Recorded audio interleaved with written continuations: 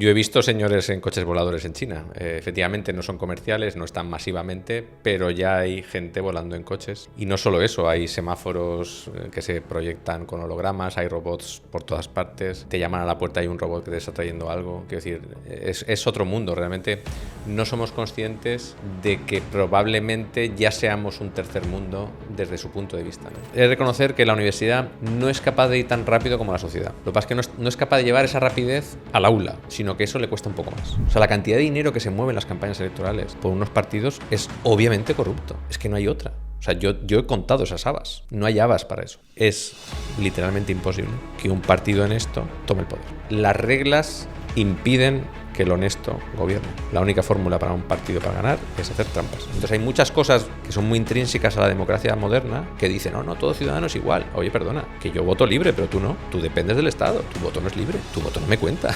Porque no estás pensando en el bien de todos, estás pensando en tu bien individual.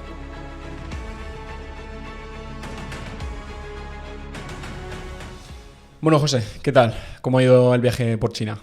Pues aún estoy cansado, no te creas. Y la semana que viene me vuelvo a ir. ¿A dónde? A China. China, hombre, el jet lag tiene que ser duro, ¿no? Porque ¿cuántas horas de diferencia son? Bueno, son 6 horas, pero son ficticias, porque realmente son 6 horas en todo China y es una única hora, pero realmente en la costa este realmente estás muy lejos, solarmente estás muy lejos. Claro. ¿Impresiona tanto como pensamos? Impresiona más. A mí China me impresiona y me impresiona cada vez que voy. O sea, no hay viaje que yo tenga a China, viajo mucho a China por un proyecto que estamos haciendo, que seguro que me preguntáis. Y wow, es que China a mí me encanta. Yo creo que los europeos nos imaginábamos China, antes lo comentábamos a un récord, como los coches voladores, que la gente de los 80, 70, incluso 90 se pensaba que sería el futuro. Entonces, no sé si es prácticamente un símil a eso. Yo he visto señores en coches voladores en China. Efectivamente no son comerciales, no están masivamente, pero ya hay gente volando en coches. Y no solo eso, hay semáforos que se proyectan con hologramas, hay robots por todas partes, te llaman a la puerta y hay un robot que te está trayendo algo. Quiero decir, es otro mundo. Realmente no somos conscientes de que probablemente ya seamos un tercer mundo desde su punto de vista, ¿no? La pobreza o el nivel de pobreza que se respira en el viejo continente se puede clasificar como tercer mundo para ellos. Sí, se habla mucho un poco de la decadencia de Europa, de que al final ya estamos cada vez dejando de ser más potencia económica, tecnológica y política incluso.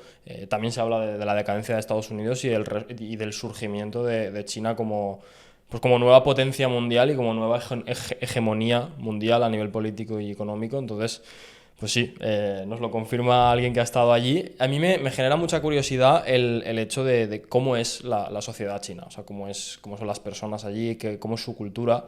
Se habla mucho de que pues, les gusta la abundancia, les gusta quizá consumir, o sea, son gente hedonista, vividora, pero a la vez que también tenemos la imagen de que viven un poco controlados, hay una planificación estatal muy grande. Entonces cuéntanos un poco cómo lo percibes tú. Bueno, es una sociedad consumista, capitalista, atea. Digo esas 3 palabras porque me las decía un cura, siempre decía el mal era consumista, capitalista, atea. Lo tengo como muy en la cabeza, ¿no? Y ellos, claro, no tienen Dios, por lo tanto no tienen sensación de cosas inmorales, ¿no? Eso no existe, sino existen las cosas legales y las cosas no legales. Y después el control legal es férreo, ¿no? O sea, se castiga. Y entonces como salirse de la ley es penalizado y penalizado gravemente, pues la gente no se sale, ¿no? Nadie cruza donde no toca, ni nadie se salta una ley, ni nadie infringe algo que vaya en contra de la norma, ¿no? Nadie toma decisiones que no están autorizadas, por ejemplo. Hay bastante control en la toma de decisiones. Entonces todo eso hace que sea una sociedad extremadamente organizada y extremadamente poco emocional. O sea, no se ven emociones en las cosas porque está todo muy regularizado, ¿no? Como son tantísimos, o ponen muchísimo control a lo que haces o el descontrol generaría caos. Entonces no permiten descontrol de absolutamente nada. Todo el mundo sabe dónde está, te tienen localizado, hay cámaras, te identifican, saben dónde estás en todo momento, quieren saber dónde estás en todo momento. Como extranjero te tienen muy localizado, no te puedes salir de los circuitos que ellos quieren que estés, ¿no? Entonces eso supongo que para las personas que vivimos en estados muy liberales eso nos supone una coacción y nos puede hacer sentir violentos, pero ellos no se sienten absolutamente nada violentos con el sistema. Simplemente lo conocen, lo respetan y se sienten felices, entre comillas, por su sistema. Y a la vez son tremendamente consumistas y capitalistas frente a ser un sistema comunista. Es un sistema profundamente capitalista. Entonces consumen muchísimo en todo, no solamente en los bienes, sino también en las decisiones, en el afecto, en las relaciones. Es como muy carpe diem en cualquier momento, ¿no? Las fiestas, vamos al karaoke. Entonces el karaoke es una hora porque tienen que hacer después lo que sea, pero esa hora es como muy a lo bestia y todo el mundo se lo está pasando súper bien. Venga, acaba el karaoke, lo siguiente. Entonces es todo como muy de consumismo, muy rápido. Pasan muchísimas cosas en un día. Los días ahí son muy largos. Todo va uno detrás de otro. La comida es muy rápida. O sea, acabas de comer y te vas a la siguiente cosa, acabas de esa cosa y la siguiente, después te vas de fiesta, después de no sé qué. Es como que ellos viven todo como muy rápido. La sensación esa que tienes de, joder, qué día más largo, ¿no? Porque han pasado muchísimas cosas y porque ellos van muy rápido, ¿no? Y después son extremadamente ambiciosos en sus objetivos. Todo su esquema social, moral y de recompensas está basado en lo que has conseguido a nivel personal, y entonces están obsesionados con conseguir más, ¿no? Entonces no se conforman con nada. O sea, cuando tienen 1000 quieren 10.000, cuando tienen 10.000 quieren 100.000 y compiten entre ellos de manera salvaje. Entonces es una sociedad tremendamente competitiva.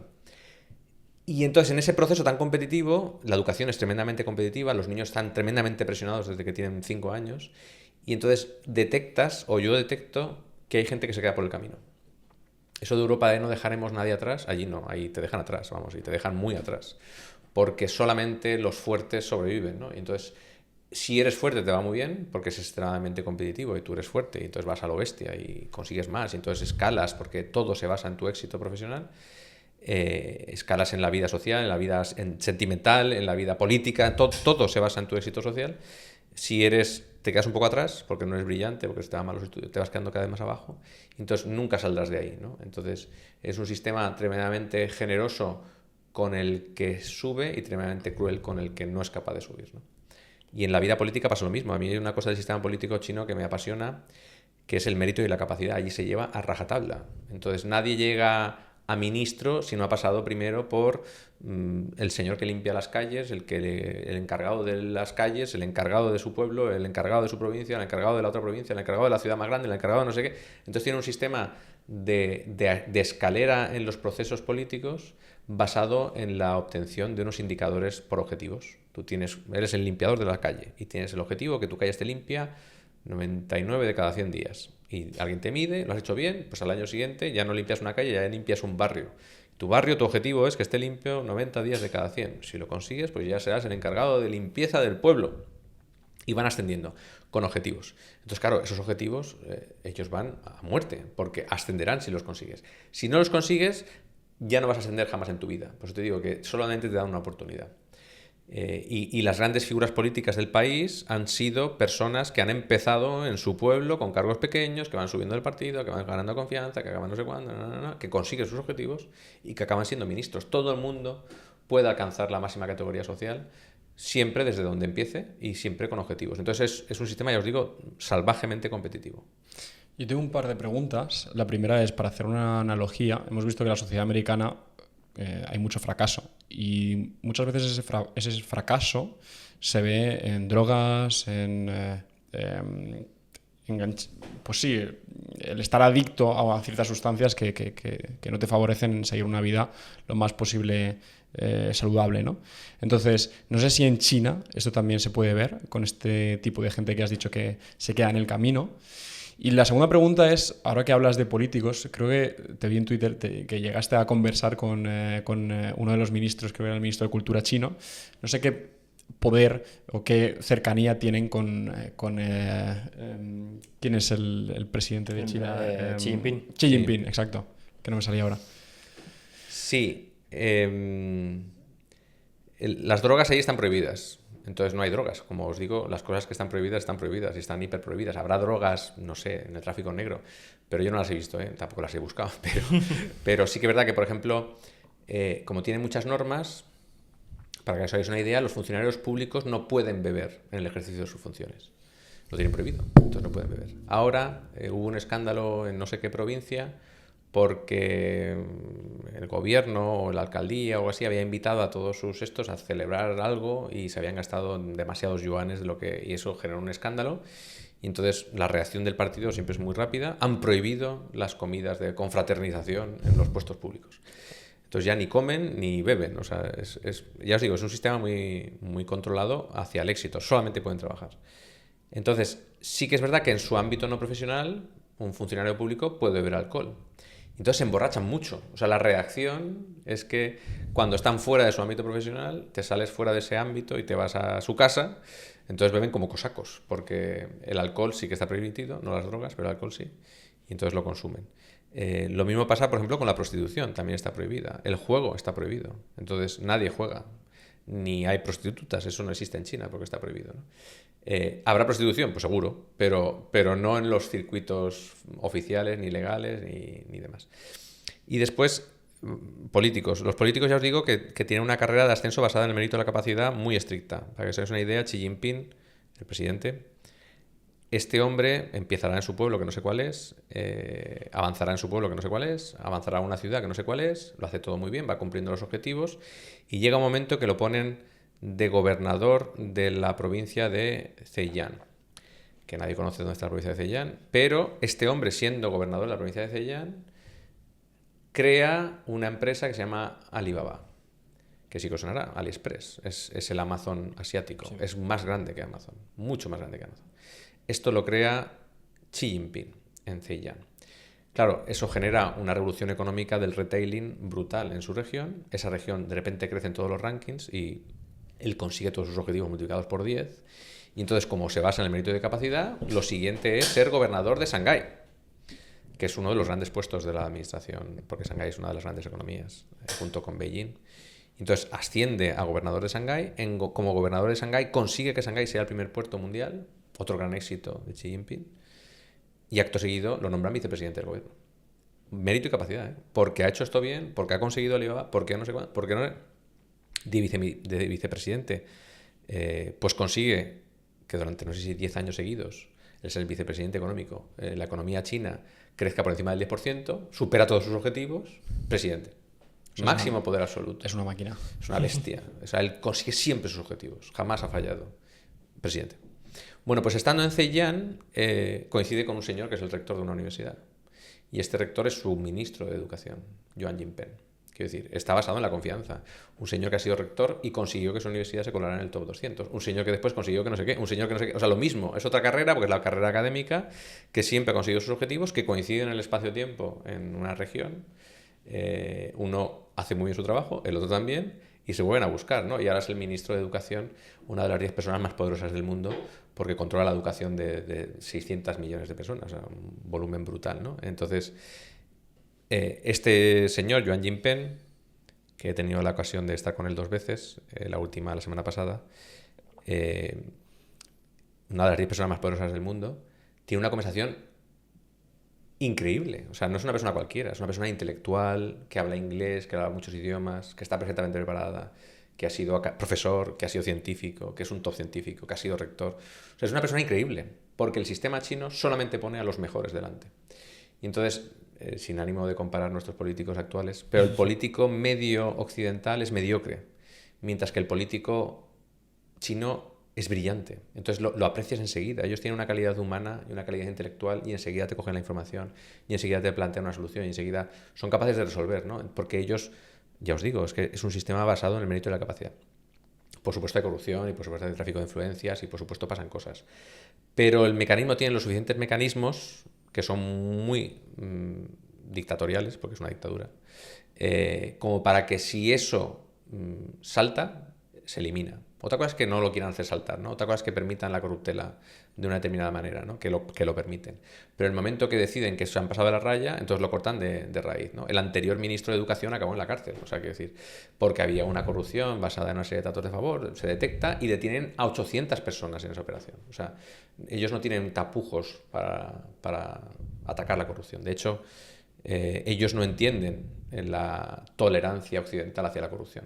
O sea, es como, pero ¿cómo puede ser que esto esté y no estés haciendo nada? O sea, porque el sistema no permite la corrupción. O sea, intrínsecamente preparado para que si Xi Jinping corrompe, sea ejecutado al día siguiente. O sea, es que no hay posibilidad de fallo. Por eso un gobernador o una autoridad china no bebe alcohol, pero no bebe alcohol nunca. O sea, yo he estado con ellos en ámbitos que dices, bueno, chico, bébete una cerveza, que ya no te ve nadie. No beben, porque no pueden. Entonces ellos cumplen siempre la ley. O sea, nunca salen... Claro, son robots, efectivamente. Lo teníamos off the record. Y como es un chino en la cercanía, pues son muy majos, son muy agradables, son muy divertidos, son muy tal, pero son muy robóticos, porque claro, están educados desde que tienen 5 años a seguir una línea, ¿no? Entonces hay poco margen para la innovación, poco margen para la creatividad, porque eso se ha matado hace muchísimos años, ¿no? Ellos no pueden imaginar, ellos siguen la línea. Son muy ejecutores, poco innovadores. Ya que mencionabas un poco el tema del ministro de Universidades, bueno, ministro de Educación y digamos que pasabas por el sistema universitario chino, creo que todos tenemos un poco también en la cabeza pues que son potencia tecnológica, existen grandísimos laboratorios de investigación en China. Si te pones a mirar, por ejemplo, los grandes congresos o las grandes revistas de investigación, por ejemplo, de nuestra área, que sería pues la inteligencia artificial, un alto porcentaje de todo ese material científico, o altísimo, por no decir todos, pues proviene de China, de su sistema universitario, de sus mecanismos y sus organismos de investigación. Entonces, tú que imagino, y bueno, luego hablaremos de ello, que al final te dedicas al ámbito académico aquí en España, tú que habrás visto más de cerca ese sistema, ¿qué diferencias ves y cómo podríamos incluso implementar algunas cosas de las que tenemos aquí para quizá parecernos un poquito más a ellos? Sí, los chinos son extremadamente ambiciosos, extremadamente codiciosos, extremadamente astutos y extremadamente basados en objetivos. Entonces, bueno, y trabajadores empedernidos, ¿no? De hecho, no tienen vacaciones, trabajan de lunes a domingo. O sea, tienen 2 vacaciones al año, el año nuevo chino y el año de la victoria. O sea, y la semana de la victoria, que están ahora, de hecho, en vacaciones. Esta semana es de vacaciones, tienen 2 semanas al año. Bueno, pues, claro, no paran de trabajar, no paran de tener objetivos, no paran de tal. Pero como son extremadamente astutos, ellos estudian los rankings. ¿Qué hace falta para ser el número 1 en los rankings? Pues mira, para ser el número 1 en los rankings tienes que publicar cuanta más revistas mejor. Y tener cuanto más premios Nobel mejor, y yo qué sé, y lo que sea, ¿no? Pues, entonces ellos estudian eso y dicen, bueno, ¿y quién es el número 1? Harvard. Van a Harvard, a ver, ¿usted qué tiene? Pues tienen 40 revistas en Nature al año y tienen 100 premios Nobel. Y entonces dicen, vale, ¿nosotros qué queremos ser? Los números 1, ¿vale? ¿En qué tiempo razonable podemos ser números 1? Entonces trazan una línea, porque es que son muy así. Entonces trazan una línea, mira, ¿cuántos premios Nobel tienes? 0. Si quiero tener 100 premios Nobel en plantilla, en 30 años, venga, 2050. Pues necesito que cada año me entren 3. Entonces se plantean un objetivo, que es todos los años 3. Señor rector, el año que viene 3. Llega el señor rector, 2, fuera. Señor rector, el año que viene 3. Llegan 5, siga usted. Señor rector, el año que viene 7. Muy bien, le nombro un presidente del consejo. Ascenderás si lo consigues. Entonces, el señor rector o el que sea que está ahí y le han dicho en su universidad, ahora mismo tienes 1000 publicaciones al año, tienes que tener 2000 el año que viene y 2 Nobel, ese señor mata. Entonces no tienen escrúpulos. ¿Cómo puedo conseguir 2000 publicaciones al año? Porque tiene un objetivo. Pues venga, pues ahora no hay ningún TFM que no se defienda sin una publicación. Entonces ellos tienen políticas de que cualquier estudiante de máster no se licencia en su trabajo de máster si no tiene una publicación en la revista. ¿Cuántos alumnos tienes? 5.000, 5.000 revistas. El año que viene, 10.000 revistas. ¿Cuántos quieres? ¿Me has dicho cuántos necesitas Harvard? ¿40.000? Pues a por 40.000. Entonces ellos los ves, o sea, son imparables. Porque si hay un bajón, ese señor o señora se cambia, otro. Y el otro sabe que o se va para abajo o se va para arriba dependiendo de si tiene 10.000. Entonces no tendrá escrúpulos, no sé si me estoy explicando. Porque lo primero es el objetivo. Y entonces, como son imparables, tienen un objetivo y tal, te lo digo ya, desbancarán a cualquier sistema científico. Lo único que le queda a Occidente es cambiar las normas. Pero si las normas siguen siendo las mismas hasta dentro de 30 años, en 30 años, en el top 10 del mundo, las 10 mejores universidades del mundo serán chinas. No me cabe ninguna duda. En ese proceso, la pregunta es, ¿y esa ciencia que están haciendo es buena? ¿Son artículos relevantes? ¿Están aportando algo a la ciencia? Pues de los 40.000 papers, hay 100 máquinas que hacen 100 papers muy interesantes. Y encima es un círculo virtuoso. Como son las mejores universidades del mundo, cada vez se van acercando más. Ahora no solamente van los chinos, ahora van los asiáticos, pakistaníes, los indios, que hay muchos muy, muy listos. Dentro de poco empezarán a ir los occidentales. Acabará siendo el polo de ciencia. ¿Y qué hace Estados Unidos? En paralelo, pues cierra al talento extranjero. Dice que no son welcome en Estados Unidos. ¿Dónde se están yendo todos esos? ¿Dónde se van los malayos más listos? ¿Dónde se van los indonesios más listos? ¿Dónde se van no sé qué? A China. A la vez que China está frotándose las manos y abre el programa de Chinese Scientific Scholarship y acaba de meter 100 millones de yuanes para traerse a los mejores de todo el mundo. O sea, se lo ponemos tan fácil. Porque Estados Unidos, que es el primer sistema científico, ha decidido cerrar la puerta al talento. Por lo tanto, los chinos están frotándose las manos. Ciclo virtuoso, objetivos, abro puertas. Es que ni siquiera 30 años. En 10 años ni Harvard, ni Oxford, ni historia. Será Beijing Post, Beihang y Tongji. Y serán esas las mejores universidades del mundo. Y lo serán de verdad. De acuerdo a unas métricas que nos hemos definido hoy. ¿Cuál es el ranking que se utiliza en el mundo para definir la calidad de las universidades? El de Shanghái. El ranking de Shanghái. O sea, es que ya lo tienen. Es que la métrica la han definido ellos. Una métrica que pueden totalmente controlar, basado en la cantidad, no en la calidad. Ellos en cantidad es que nadie es capaz de ganarles. Entonces te puedo asegurar que el ranking de Shanghái que apareció hace 20 años, en los años 2000, estaba pensado para en el año 2050 ser los mejores. Porque ellos planifican a 50 años. Estamos en el año 2025 y ya tenemos en el top 100 a 10 universidades chinas. Ninguna en el top 10. Ya te digo que en una década en el top 10 tenemos una China. Y en el 2050 serán el dominio hegemónico de científico mundial. Y lo serán de verdad. Porque han empezado con un proceso de, vamos a decirlo así, trampa, o astucia, o jugar con las reglas, o manipular un poco tal. Pero es un círculo virtuoso. Y acabará siendo el sistema más potente. Y ahora mismo la ciencia hegemónica mundial, desgraciadamente, se hace en China. Ya se ha dejado de hacer en Occidente. Yo creo que para quien nos esté escuchando, esto le tiene que poner los pelos como escarpias, ¿no? Porque dice mucho del potencial que tenemos y sobre todo la capacidad de poder analizar y detectar este problema. Bueno, para la gente que no te conozca, José, yo creo que hablas con conocimiento de causa, por supuesto, porque eres el vicerrector de la UPV. Has comentado que son bastante comunes tus viajes a China y supongo que a otros puntos del mundo. Entonces vamos a empezar por un poco los inicios de tu trayectoria profesional. Tú tienes un perfil, hablábamos también off the record, muy atípico, que luego abordaremos también. Pero cuéntanos un poco cuál fue tu inicio, cuáles fueron tus primeras curiosidades, tus primeros pinitos en la etapa profesional, ¿no? Incluso en la etapa universitaria, un poquito antes. Vale. Yo soy madrileño, nací en Madrid, pero soy valenciano de pro. Vamos, he vivido más tiempo en Valencia que en otro sitio del mundo. Y entonces yo estudio aquí en la Universidad Politécnica de Valencia. Coincido en clase con una señora que conoceréis, que es la ministra de Universidades, Diana Morant.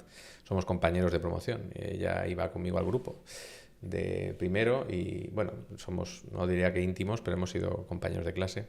De una promoción muy buena, telecos, aún somos, pero éramos las notas más altas de corte de todo el sistema universitario, entonces éramos, la verdad es que en mi promoción, todos los que yo tengo contacto ahora están en puestazos porque eran verdaderas máquinas, ¿no?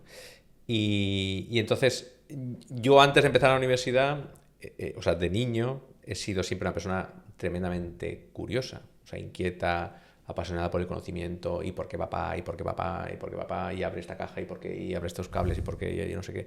Esa búsqueda incesante del por qué, de cualquier cosa, o sea, puede ser del porqué de una mosca, al porqué de una enfermedad, al porqué de un cable, ¿no? O sea, no, era simplemente, yo soy científico, o sea, lo veo en mí mismo y lo veo de mis 4 hijos en uno de ellos que es tremendamente como yo, o sea, está papá, ¿por qué? Papá, enséñame más, papá, o sea, y entonces yo que lo veo y que yo me reconozco a mí mismo en él, digo, pues mira, me ha salido un hijo científico, porque es que yo era así, ¿no? Entonces yo desde el siempre, mi máxima aspiración vital es el conocimiento.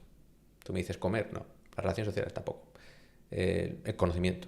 Y entonces mi trabajo es aprender. Entonces me encanta. O sea, tengo la suerte de poder dedicarme a algo en el que estoy continuamente aprendiendo. Y entonces aprendo de la ciencia, aprendo de la tecnología, pero ahora mismo tengo la suerte de ser vicerrector y aprendo de las personas, ¿no? Porque también se aprende mucho de las personas, de personas que se cruzan en mi camino, de personas como vosotros con las que hablo y aprendo cosas, de todo el mundo se aprende algo, ¿no? Entonces a mí me encanta eso, aprender, escuchar, coincidir con gente apasionante es el mayor regalo que tengo ahora mismo, porque por la suerte de ser vicerrector coincido con gente que es increíble, ¿no?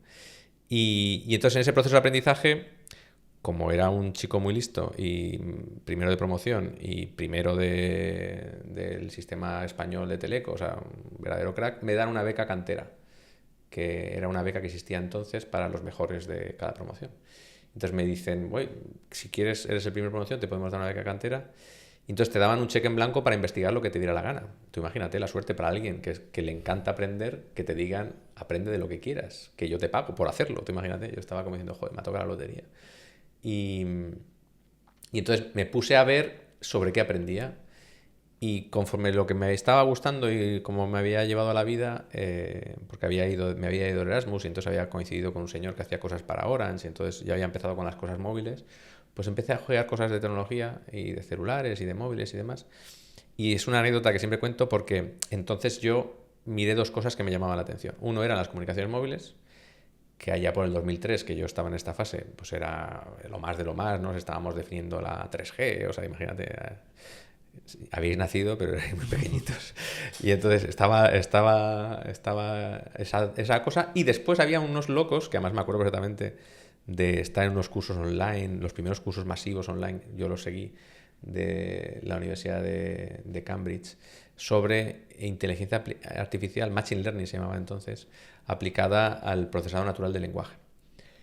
Es decir, a construir frases, sujeto, predicado, la sintaxis. O sea, entonces, yo, que seguí un curso entero y me tragué un curso de no sé cuántas horas de Machine Learning y me explicaron eso del procesado natural del lenguaje, pensé, qué estupidez. ¿Quién narices se dedicará a investigar sobre el procesado natural del lenguaje? ¿Para qué narices si ya sabemos nosotros escribir? O sea, ¿qué necesidad hay de que alguien escriba por ti? ¿No? Se me ocurrieron otras cosas muy interesantes de la inteligencia artificial y entonces yo me puse a utilizar redes neuronales aplicadas a las comunicaciones móviles. Y ya decidí que eso era súper chulo porque eran tomar decisiones y asignar recursos y tal. Y entonces ya me metí en las comunicaciones móviles y llevo 22 años investigando en comunicaciones móviles. Pues el 22 de noviembre de 2022, cuando vi lo de ChatGPT, te juro que casi me muero, porque era eso, o sea, era esa cosa que me estaban contando, que había un montón de gente investigando sobre el procesado natural del lenguaje y hacer frases y construir textos, y una máquina que fuera capaz de escribir y tal. Y yo siempre había pensado que era una gilipollez. Dije, hostia, que yo creo que es la mayor cagada de mi vida, ¿no? O sea, un gran error científico que me enorgullece mucho. Pero y entonces ahora cuando me preguntan, ¿usted cómo ve qué pasará en el 2000? Siempre digo, paso de hacer elucubraciones, porque creo que la única que hice, que fue en el 2003, metí la pata mogollón, ¿no? Porque tendría que haber... Ahora mismo sería un gurú de ChatGPT, ¿no? Para decirlo de una forma. Pero bueno, bien, me convertí en un buen científico, creo, y he sido muchos años científico. En ese camino de la ciencia, que se aprende muchísimas cosas, me topé casi que de casualidad con la política, que yo la verdad es que no la buscaba, pero en ese movimiento del 11M famoso de Podemos tirados en la Puerta del Sol, yo no me tiré en la Puerta del Sol porque me parecía una estupidez y bastante guarro, pero sí que yo era una de esas personas muy indignadas y con un grupo de amigos muy indignados pues arrancamos un movimiento político, no lo arranqué yo, pero bueno, yo me sumé al principio de un movimiento político que se llamó Ciudadanos y entonces desde el profundo convencimiento, desde la razón podíamos hacer políticos mejores, me apunté a ese proyecto, que fue un proyecto apasionante, que me encantó, aprendí muchísimo, en mi búsqueda continua del aprendizaje, aprendí la calaña política, vamos a decir de una forma, la buena, o sea, la mala y sobre todo la pasión política buena, que es mayor que la calaña, ¿no? Pero conocí a gente increíble, entre ellos a todos los dirigentes de Ciudadanos que eran increíbles, lo siguen siendo, pero realmente es que no os podéis imaginar intelectualmente qué potencia tenía ese partido. Qué lástima, ¿no? Para España que eso no saliera bien. Llegué a ser secretario autonómico de programas, es decir, yo era el cerebro pensante del partido político en aquella época con Toni Cantó, que es increíble, o sea, ese hombre es realmente increíble, está minusvalorado porque es una bestia política e intelectual. Y me echaron del partido, siempre lo digo, que me echaron, porque bueno, pues la cosa se fue a peor y salí muy mal de allí, ¿no? Salí de la mano de Edmundo Val, que es también un genio y una persona a la que admiraré siempre. Y lo queríamos traer aquí también. Le tengo como amigo porque es increíble, es una persona increíble. Y de ese grupito de personas increíbles que he tenido la suerte de conocer. Y bueno, me fui del proyecto muy contento también, ¿no? Porque me había llevado muchas cosas, buenas o malas. Hay políticas en esta región que ha sido idea mía, lo cual me enorgullece. Y sobre todo aprendí mucho de relaciones sociales y tal. Y entonces en ese proceso político, aparecen cosas internacionales curiosas en el Parlamento Europeo, con los liberales europeos, después en el Banco Mundial, también haciendo muchas cosas económicas y relacionadas con tecnología. 2 oportunidades profesionales increíbles que aproveché. Y en ese contexto internacional en que yo estaba en Washington haciendo cosas así muy increíbles, apareció otro señor increíble, que es el actual rector de la Universidad Politécnica de Valencia, el rector Pepe Capilla, y me dijo, busca gente increíble, y yo dije, pues a mí me encantan las locuras. Entonces nos embarcamos en la locura de cambiar la universidad, ¿no? Bueno, no de cambiarla, porque la Universidad Politécnica siempre ha ido como una moto, pero de darle un empujón desde el convencimiento que podíamos hacerlo mejor, vamos a decirlo así. Porque él es una persona intelectualmente fuera de serie, o sea, es una persona brillantísima, ¿no? Con un cociente intelectual que debe ser de 300, no sé, es inteligentísima. Entonces nos rodeamos de gente inteligentísima y dijimos, oye, un grupo de gente muy loca y muy inteligente puede hacer algo mejor. Y cogimos, porque así lo quiso la democracia y el pueblo, la comunidad UPV, cogimos el poder o asumimos la responsabilidad de gobernar la universidad hace casi ya 5 años. Y ves la Universidad Politécnica de Valencia hace 5 años y la ves ahora y notas una fuerza, una energía, una potencia, una ambición institucional sin límites, ¿no? Que de hecho era el eslogan de campaña del rector Capilla, era sin límites, y va como una moto, ¿no? Entonces, lo bueno de esa atracción es que ha generado, sinceramente, una atracción valenciana, un renacimiento que ahora llamamos el Renaixement Valencià, que lo acuñó Ximo Puig, y que nos lo dijo mirando la cara a Pepe Capilla, porque tiene mucho que ver con la Universidad Politécnica de Valencia, en el que se está notando esas ganas sin límite, ¿no? La pena fue la Dana, ¿no? Que nos paró un poco un tortazo a todos, pero yo creo que a lo mejor era un signo divino, ¿no? De, tampoco os paséis, ¿no? Paz. Pero si volvemos a creer en nosotros, Valencia puede realmente... es que tenemos una capacidad de ingenio, de creatividad, de arte, de ambición también. Es una región que no tiene límites. Y yo creo que la locomotora ahora es la UPV. Y en estas me encuentro. Ahora mismo soy un infeliz vicerrector que trabaja 10 horas al día, pero que está haciendo cosas con un rector increíble que yo creo que van a marcar la historia. 10 horas y las que no dices, porque seguramente haya... Bueno, 10 horas de lunes a domingo. Suma 70. Sí, sí. Sí, yo siempre lo digo que Valencia es la mejor ciudad para vivir, que ojalá algún día veamos una Valencia muchísimo mejor de lo que vemos, porque lógicamente tiene sus problemas. Vemos todos con envidia un poco San Francisco, ciudades de esta calaña, que ves una prosperidad y un avance tecnológico y realmente unas ganas de hacer cosas de la gente que es impresionante. Y yo creo que aquí tenemos los ingredientes, lo que pasa que, bueno, pues jugamos en otra liga, eso sí que es cierto, por debajo. Pero bueno, con este tipo de cosas, al final, pues nosotros somos estudiantes de la Universidad Politécnica, vivimos esas elecciones, nosotros votamos. Me votasteis, ¿eh? De hecho, sí. Mira, qué alegría. Sí. Y la verdad es que, bueno, ahora sí que bueno, tú no tanto quizá, pero nos hemos desvinculado un poco más de la universidad, no sé cómo están yendo las cosas por allí, pero bueno, sabemos que es una universidad de primer nivel, a nivel de España. Al final te metes en una clase y hay gente de toda España que ha venido adrede a estudiar a Valencia, que tienen sus universidades en sus ciudades locales o posiblemente más cerca de su casa, pero se vienen adrede a estudiar a Valencia y será por algo realmente. Entonces es muy interesante realmente todo lo que cuentas al final de toda esta carrera que has ido desarrollando, partiendo desde la investigación, la ciencia, como has ido pasando un poco más al ámbito institucional. Y a mí algo que me interesa muchísimo, que también lo has comentado antes, de cómo una universidad se puede relacionar internacionalmente, que yo creo que es posible que tenga que ver con estos viajes a China y con todas estas alianzas que tú comentabas. Realmente, puedes hablar ahora mismo del estado actual de la UPV, cómo se relaciona internacionalmente o qué opciones pueden existir para un estudiante, para una universidad, de pues, tener movilidades fuera de España, fuera de Europa. O sea, ¿qué posibilidades existen en este momento? La Universidad Politécnica de Valencia es históricamente internacional. Somos fenicios, siempre lo decimos, ¿no? Hemos estado en barcos toda nuestra vida. Nos gusta explorar, descubrir. Hemos ido a Perú como valencianos, hemos conquistado el Mediterráneo. Quiero decir, somos gente aventurera, vamos a dejarlo así. Y entonces se nota ese sentimiento aventurero valenciano, esa acogida a los demás y esa apertura de miras. Aquí todo el mundo se siente... Es como Madrid, ¿no? Que dicen, en Madrid todo el mundo se siente madrileño, pues aquí todo el mundo se siente valenciano.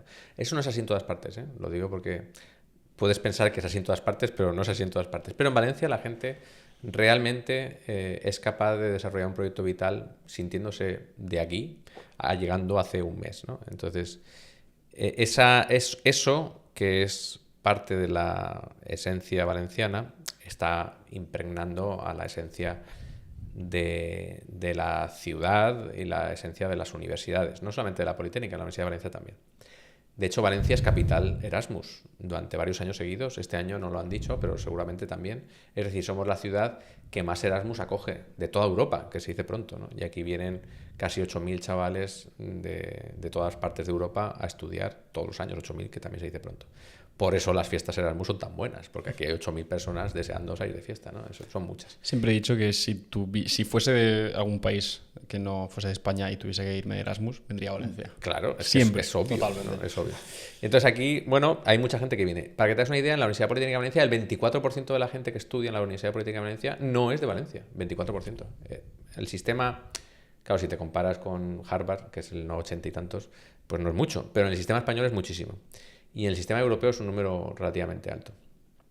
Y esa cifra hace que nosotros seamos internacionales, es como muy natural. Tenemos convenios, tenemos más de 2.000 convenios con universidades del mundo, tenemos 97 nacionalidades hoy en la Universidad Politécnica de Valencia, es decir, hay gente de 97 países conviviendo ahí. Tenemos palestinos e israelitas, o sea, hay rusos y hay ucranianos. O sea, de todo lo que pasa lo tenemos en nuestra casa, nos llevamos todos fenomenal.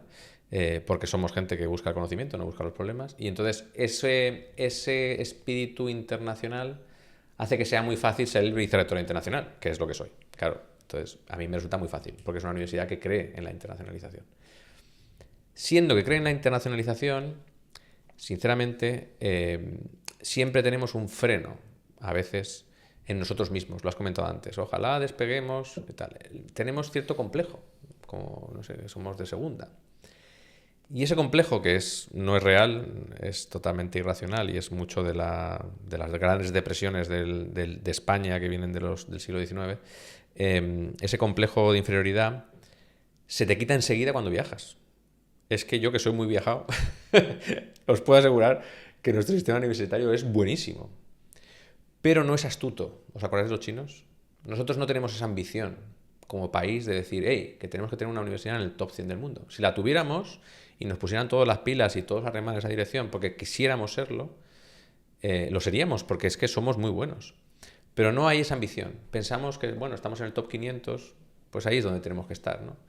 Cuando no es real. Si fuéramos un poco astutos, si no fuéramos tan ingenuos en algunas cosas, podríamos conseguir las cosas muchísimo mejor. Pero bueno, ahí estamos. Sea, como estamos en el top 500, en los regímenes internacionales se nos mira como universidades de segunda.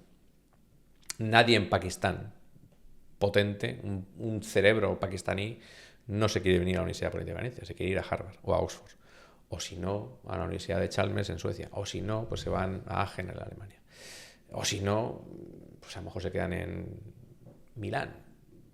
O si no, ese último o si no ya nos toca a nosotros. Ya no es el supercerebro, ¿no? Entonces es un círculo vicioso. Ya no es virtuoso, es vicioso. Entonces salir del círculo vicioso se basa en tener confianza, en ser ambiciosos, en tener objetivos.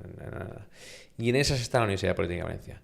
Es una universidad que tiene unos mimbres muy potentes, que tiene una capacidad infinita, que tiene un capital intelectual local increíble, porque tenemos gente súper brillante entre nosotros, españolitos y valencianitos de turno, muy buenos, mucho mejores que muchísimos, y nos falta la confianza de decir, vamos a ir a por más, ¿no? Y entonces en ese proceso, lo he comentado antes, campaña del rector Capilla por una UPV sin límites, ¿no?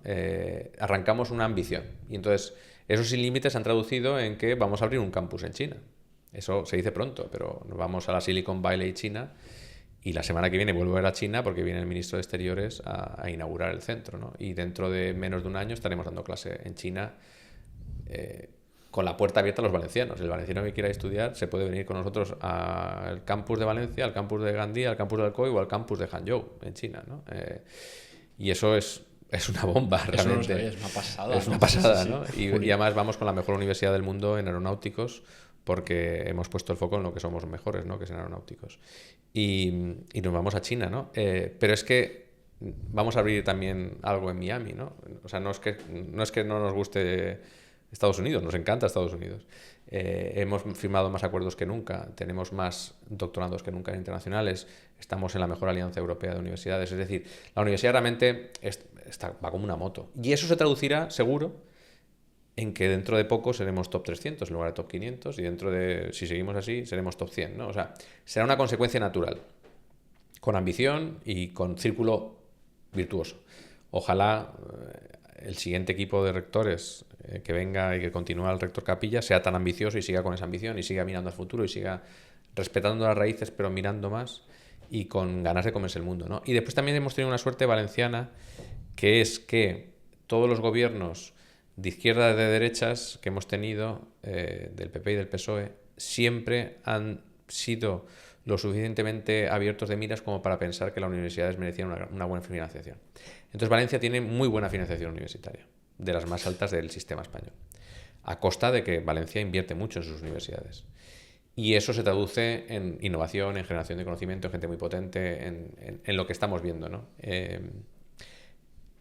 Los últimos presidentes, tanto Chimo Puig como ahora Carlos Mazón, han confirmado eso y han reforzado los presupuestos en universidades y reforzado los presupuestos en educación. Yo creo que eso nos tenemos que sentir todos orgullosos, ¿no? Que los políticos valencianos ahí han estado a la altura y siguen estando a la altura, y tenemos la obligación desde las universidades de responder esa confianza de los ciudadanos, de vuestros impuestos, ¿no? De los vuestros también, dando un servicio ambicioso para la ciudad de Valencia, ¿no? Para la Comunidad Valenciana y para España, ¿por qué no?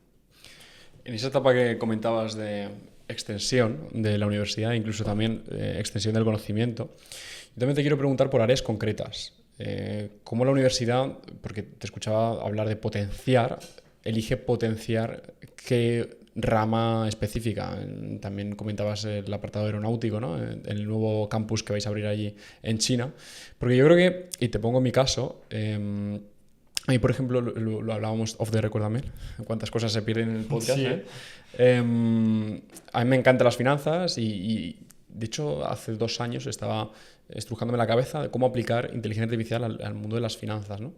Y todas estas respuestas las he obtenido yéndome fuera, yéndome a, no físicamente, pero sí contactando con profesores, con personas que han desarrollado sus startups, sus empresas en el mundo fintech. Y estas ideas pues venían de fuera, incluso también papers de China y gente brillante asiática. Entonces, puede que haya personas que su camino tecnológico no sea comprendido por su universidad de origen, en este caso la UPV. Entonces, ¿cómo la UPV puede diferenciar o elegir un camino o un vertical en el que se pueda potenciar su especialidad? Bueno, la obligación de la universidad es responder a personas como tú, ¿no? O sea, quiero decir, yo tengo una idea, yo quiero aplicar la inteligencia artificial en las finanzas, ¿por qué no tengo una universidad que me acompañe? Es muy buena pregunta, ¿no? Deberías de tenerla. Y si la universidad no ha respondido a eso, ha fracasado, ¿no? Porque tiene que dar respuesta a uno de los grandes verticales que son las finanzas. Ojalá, con el declive de Londres, que lo tendrá, aparezca el incremento de Madrid, ¿no? Como gran polo de las finanzas, ¿no? Lo están intentando. O el incremento de París. Bueno, habrá otras zonas europeas que tendrán que subir, ¿no? por el Brexit. La Universidad Politécnica de Valencia es muy buena en varias cosas. Bueno, es buena en casi todo, pero es muy buena en aeronáuticos, es muy buena en ingenieros de caminos, eso somos los mejores de España, top 50 del mundo.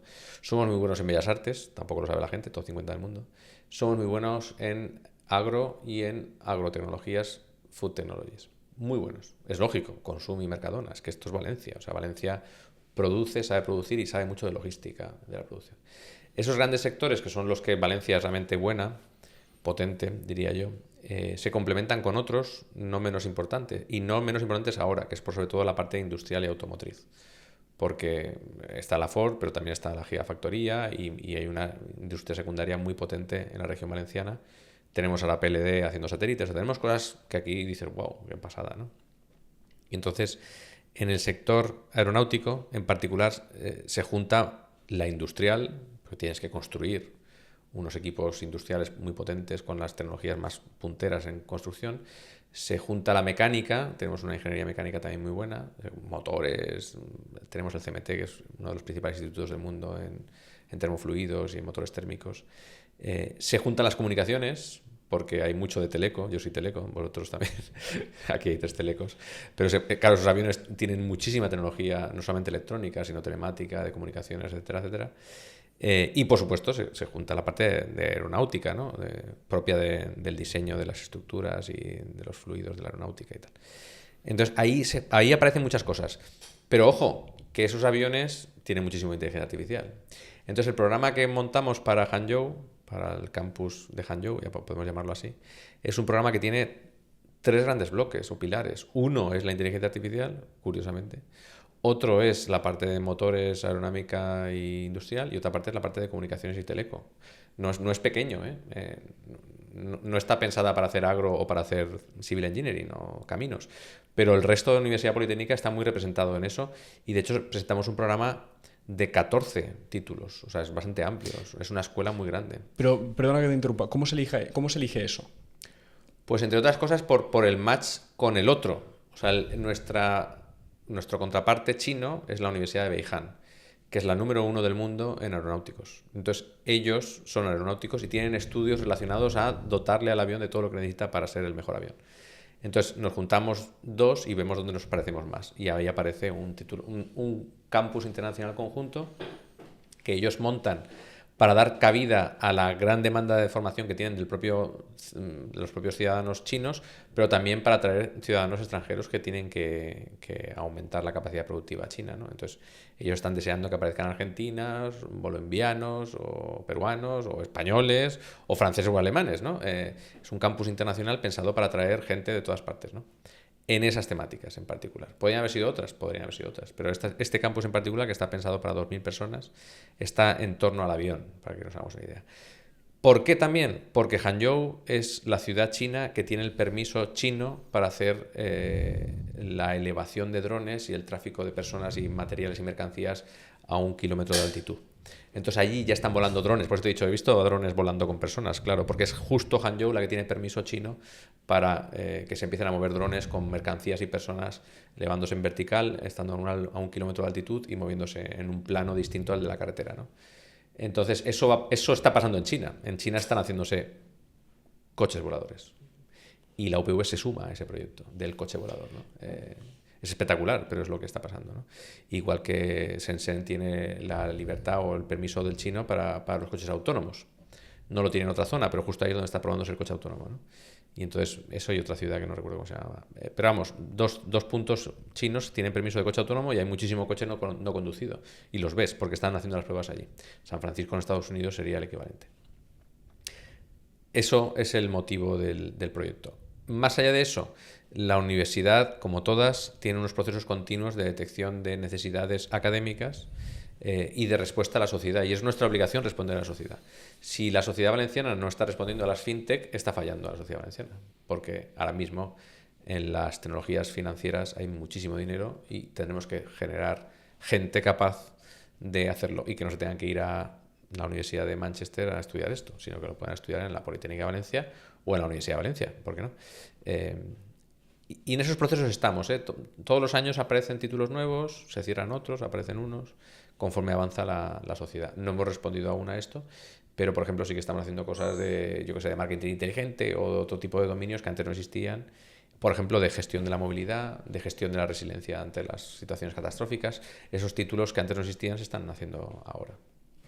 Sí, yo creo que eso, o sea, ahora que estabais comentando un poco esto de cómo una universidad, digamos, que crece, abre fronteras y se adapta a los nuevos tiempos, creo que es una de las críticas más frecuentes que recibe el sistema universitario, por lo menos a nivel España, no sé en otros países cómo será la sensación percibida, pero al final lo que ocurre es que yo lo percibo así también, que la universidad es un organismo que lógicamente crea talento y es el principal motor de creación de riqueza a largo plazo, en el sentido de que formas gente para que se dedique a cosas más técnicas, más específicas, pero a la vez son organismos con cierta falta de capacidad o en los cuales se podría adaptar más rápido. Al final creo que lo que ocurre es que la universidad es un organismo muy grande, muy poderoso, y por ello, quizá también por la grandísima regulación que existe con toda la actividad que desarrolla la universidad, tiene muchas dificultades o una falta de capacidad para adaptarse. Por ejemplo, hablamos de inteligencia artificial, pues quizá mantener un máster de inteligencia artificial completamente actualizado a la última tecnología que existe, a los avances,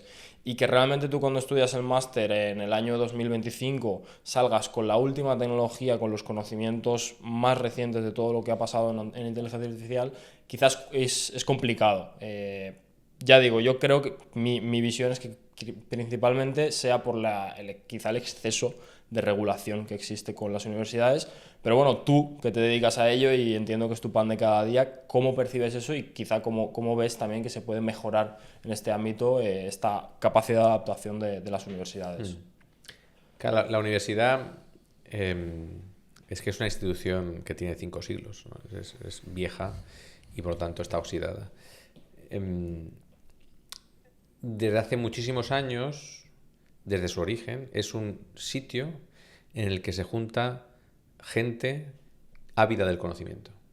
Entonces, esos que eran monjes, porque los monjes eran los ávidos del conocimiento, cuando...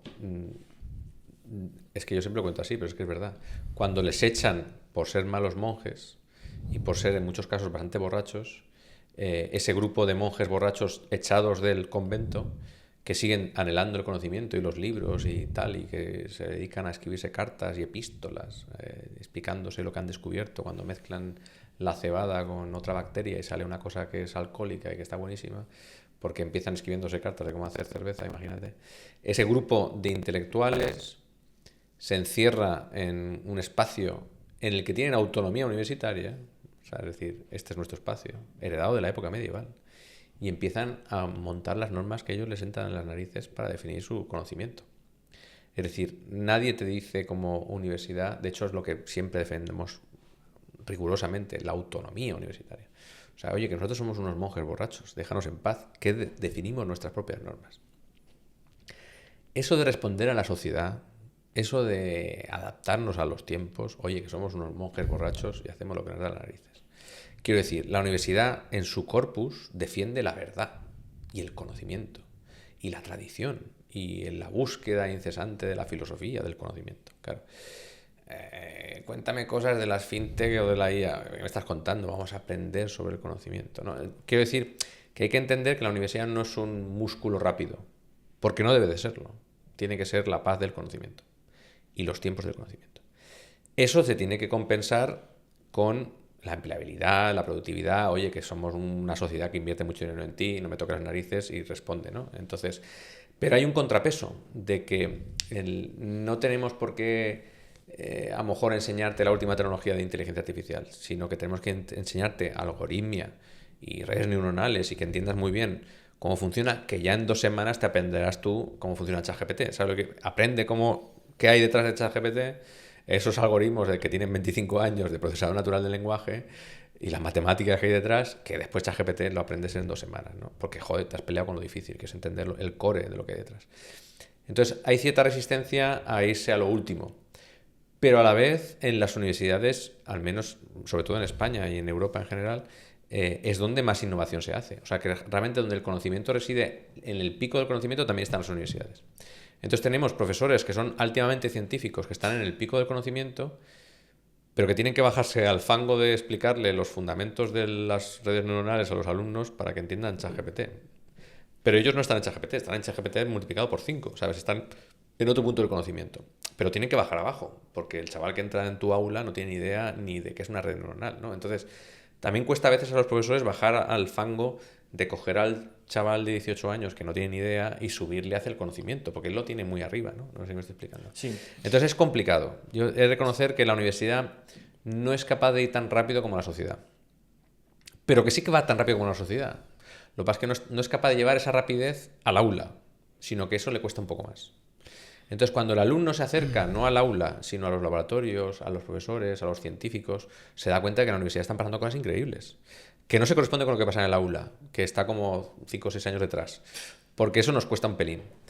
Pero en general en el ecosistema universitario pasan cosas realmente increíbles. Por eso nosotros a los alumnos que pasan por la universidad les decimos, el aula está bien, te van a enseñar cosas que son fundamentales, pero están pasando muchísimas más cosas fuera del aula, no te las pierdas. no te pierdas los laboratorios, no te pierdas los grupos de generación espontánea, no te pierdas esta competición, no te pierdas no sé qué, porque es que esto es increíble. Y están pasando cosas increíbles, ¿eh? Yo siempre lo cuento, los alumnos de generación espontánea han montado una bomba de hidrógeno para lanzar un cohete a 3 kilómetros y lo tienen que recuperar. Es un challenge estos suyos de cosas raras y entonces el grupo Faraday pues han montado una bomba de hidrógeno. Eso pasa en nuestros laboratorios. Hay gente haciendo bombas de hidrógeno con protección y toda la cosa, ¿no? Pero quiero decir que esos son chavales que están en el pico del conocimiento, haciendo unos dispositivos que son capaces de subirse 3 kilómetros porque tienen que llegar exactamente a 3 y después recuperarse, ¿no? Y esos chavales después han montado PLD que está poniendo satélites en el espacio en Elche, ¿sabes lo que quiero decir? Son los mismos, son gente increíble que está haciendo cosas increíbles. ¿Eso pasa en el aula de primero? No. En el aula de primero están explicando la física del vector. No sé si me estoy explicando, porque tú vienes del segundo bachiller y no tienes ni idea de bomba de hidrógeno, te suena a chino, mandarín. ¿Te van a enseñar a hacer un prompt de ChatGPT? No. Porque es que no merece la pena, eso ya lo aprenderás tú. Yo te voy a enseñar cómo funcionan los sistemas de inferencia y backstage propagation de las redes neuronales que son capaces de aprender utilizando miles de millones de neuronas, utilizando algoritmos sofisticados de aprendizaje. Eso es lo que tienes que aprender. ChatGPT ya lo aprenderás, ¿sabes? Pero tú estás en el conocimiento básico, rodeado de monjes borrachos, acuérdate. Entonces, que estamos todos ávidos de conocimiento, son gente increíble, en la universidad encuentras a gente increíble. Pero hay que ser un poco comprensiva con la universidad.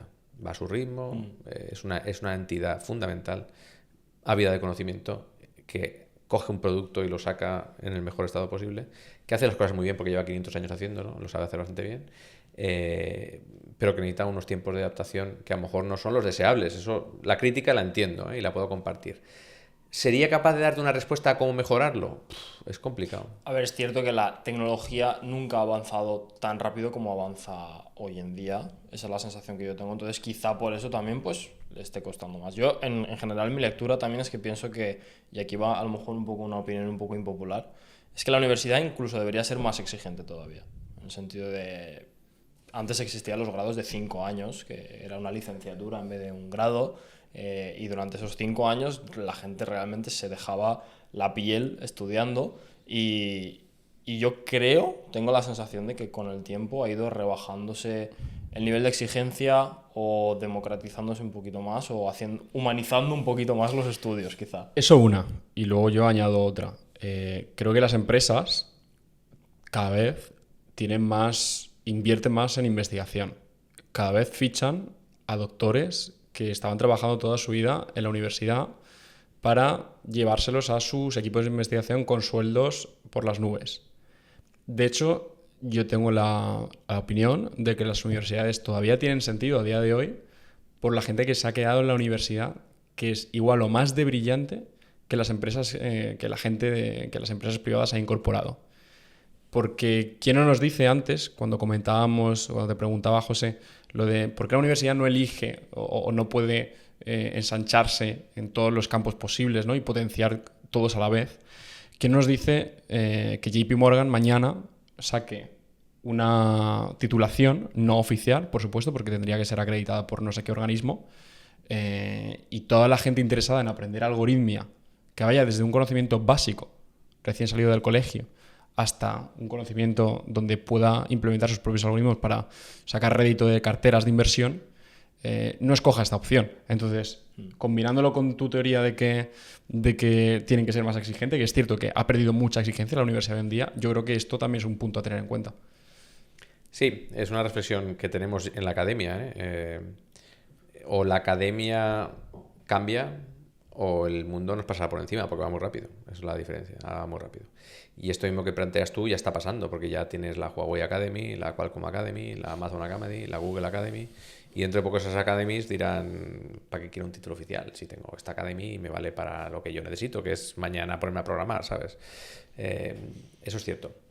Pero también es cierto, y voy a romper una lanza por mi propio sistema, también es cierto que realmente el profesor de la universidad, como yo, ponte, que lleva, yo en mi caso, 22 años pasando por alguien que siempre tiene 18 años y pasa 19, conocemos cómo enseñar. No sé si me estoy explicando. Tú te puedes poner a un experto de Google a explicarte ChatGPT y te lo va a explicar súper bien. Pero es posible que ese conocimiento esté lejísimos del conocimiento de una persona que no es capaz de llegar a ese conocimiento. O sea, lo puede digerir, pero no enterarse de nada. Entonces, mi experiencia con las academies, que he estado y he seguido un montón de cursos y en Coursera, es que te quedas en un conocimiento muy superficial y muy poco profundo. Por lo tanto, puedes decir que sabes mucho de algo, pero realmente no tienes ni puñetera idea. No sé si me estoy explicando. Ese conocimiento profundo te lo da alguien que lleva 20 años analizando cómo aprender y ha pasado por mucha gente que ha tenido que aprender matrices y no sé qué para llegar a ese conocimiento profundo. Entonces, que las academies sean capaces de sustituir a la universidad, lo veo poco probable.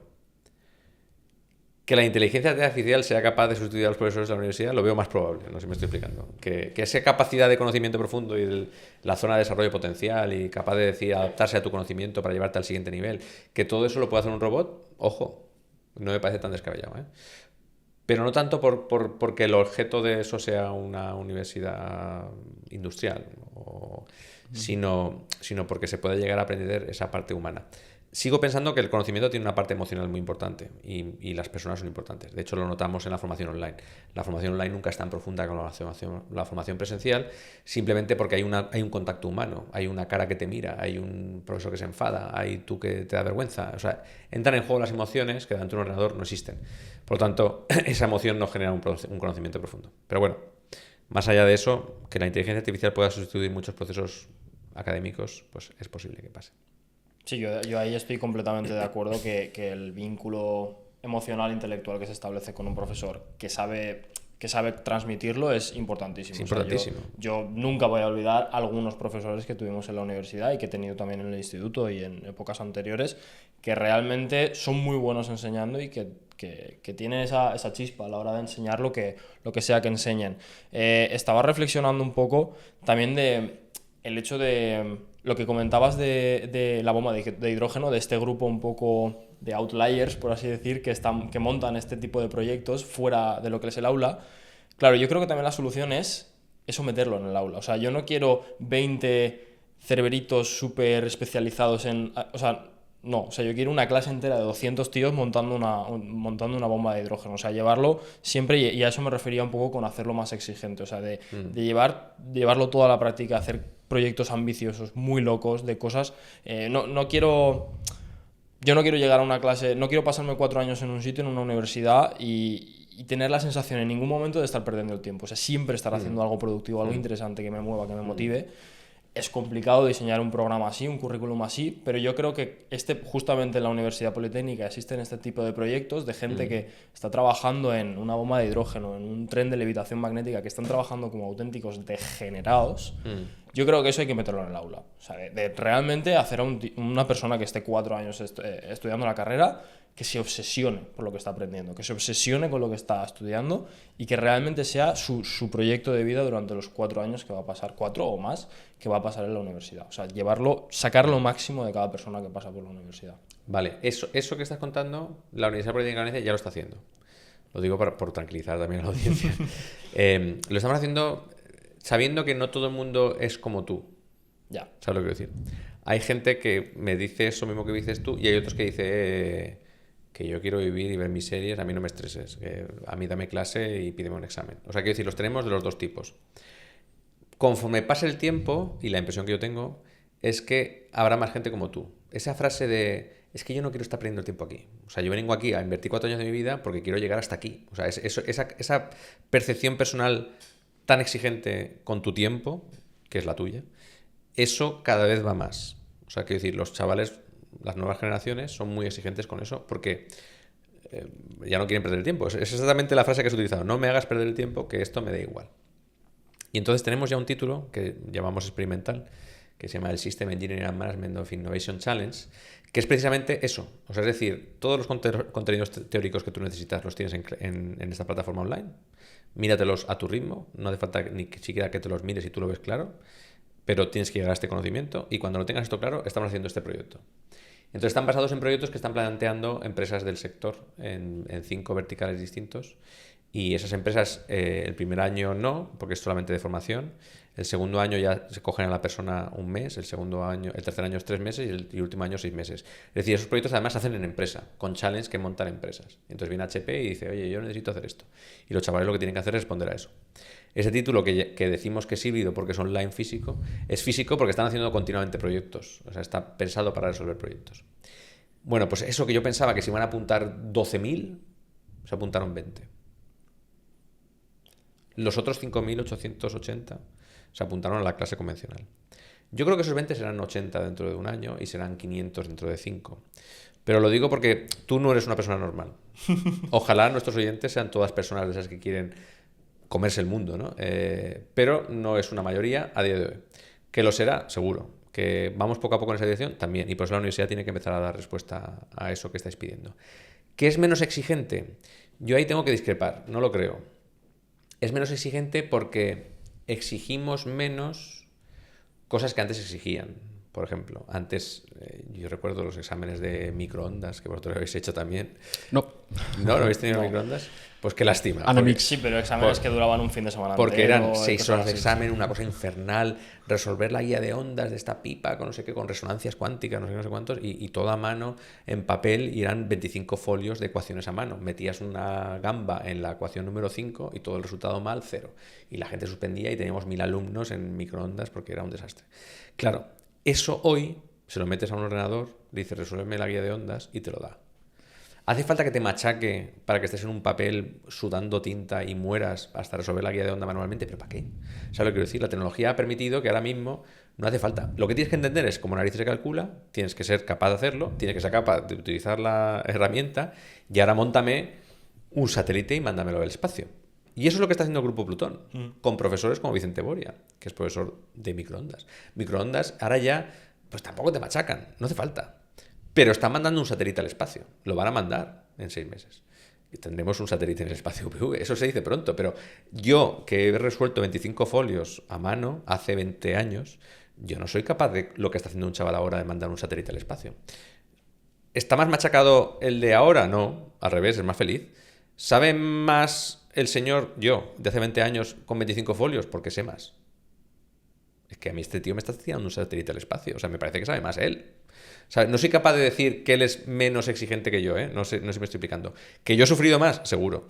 ¿Él tiene por qué sufrir? Hombre, pues a lo mejor tiene que aprender a sufrir un poquito. A lo mejor se nos ha pasado la mano y sufrís demasiado poco. Hay que darle una vuelta. Puede ser. Pero sí que es verdad que los objetivos de aprendizaje, o sea, las competencias de un ingeniero de teleco, y lo digo porque es al que yo formo, ¿no? De un ingeniero de teleco hoy son muchísimo mayores que las competencias de un ingeniero de teleco que era yo hace 20 años. Muchísimo mejores ingenieros ahora que hace 20 años. Muchísimos. No tengo ninguna duda. El camino más amable, es cierto. Menos sufrimiento, es cierto. El resultado mejor. Bueno, pues fijémonos en el resultado, ¿eh? O sea, ya te digo, yo los ingenieros de teleco que estoy licenciando, y además les doy la última clase del último año a mis alumnos. O sea, yo soy lo último que ven cuando cierran la puerta y se van, porque soy la última asignatura. Y el año pasado montamos un sistema de platooning con coches autónomos. Mis alumnos son unas bestias. Y montaron un modelo de negocio, porque eran del doble título de Telecollade, para hacer esto en una aplicación, montar una aplicación, estaban en tu móvil, la comercializaron, estaban incluso mirando con el grupo de ideas de cómo lanzar una empresa con esto. O sea, chapó. O sea, ya te digo, yo hace 20 años sabía un montón de ecuaciones y de papeles, pero yo no hubiera sido capaz de hacer lo que ellos hicieron, que es montar un sistema de Platoon con 2 robots ROS persiguiéndose con 2 rumbas. Era muy cutre, porque eran 2 rumbas siguiéndose en la clase, ¿no? Pues su objetivo del proyecto de la asignatura era que 2 rumbas se persiguieran con un módulo 5G que nos dejó Faicom y salió fenomenal. Un proyectazo. Quiero decir, el resultado es mejor, lo puedo asegurar. El camino más amable, es cierto, pero bueno, si el resultado es mejor. Si es así, me alegro, porque además pienso que es como debe ser, que se aplique toda la tecnología que se hace y se haga en cosas reales y tangibles, lo que mencionaba de la bomba de hidrógeno, que es como tiene que ser, porque es a lo que nos dedicamos los ingenieros cuando salimos al mundo real. Vale, pues cerrando un poco el bloque debate que hemos mantenido sobre la educación, el estado actual y la comparativa que hemos hecho del estado de hace 20 años, yo quiero hablar un poquito de la política. Comentaba antes que eres un perfil muy atípico, sobre todo aquí en España, también diría en Europa, no tanto en Estados Unidos, porque es cierto que hay muchas personas que se han involucrado con temas políticos, temas de emprendedores, temas empresariales, académicos, y tú cumples un poco ese perfil, ¿no? Has pivotado sobre todas esas ramas, todas esas verticales, de alguna forma mantienes la esencia en cada una de ellas. Y creo que te hace una persona multidisciplinar, que es algo en lo que yo particularmente estoy obsesionado en conseguir, ¿no? Ser un 8 en la mayoría de cosas y no ser un 10 en una de ellas, ¿no? Entonces, una de esas ramas, como que comentaba, era la política. A mí me gustaría que me comentases cómo empezó ese proyecto político, que yo creo que nació, como antes comentabas, en base al conocimiento y que nos, por lo menos, des nociones de lo que se veía en la política, en lo que se vivía, porque creo que la gente todavía no lo llega a vislumbrar. Vale, los perfiles poliédricos, ¿no? Es un poco esa capacidad de estar en múltiples ámbitos.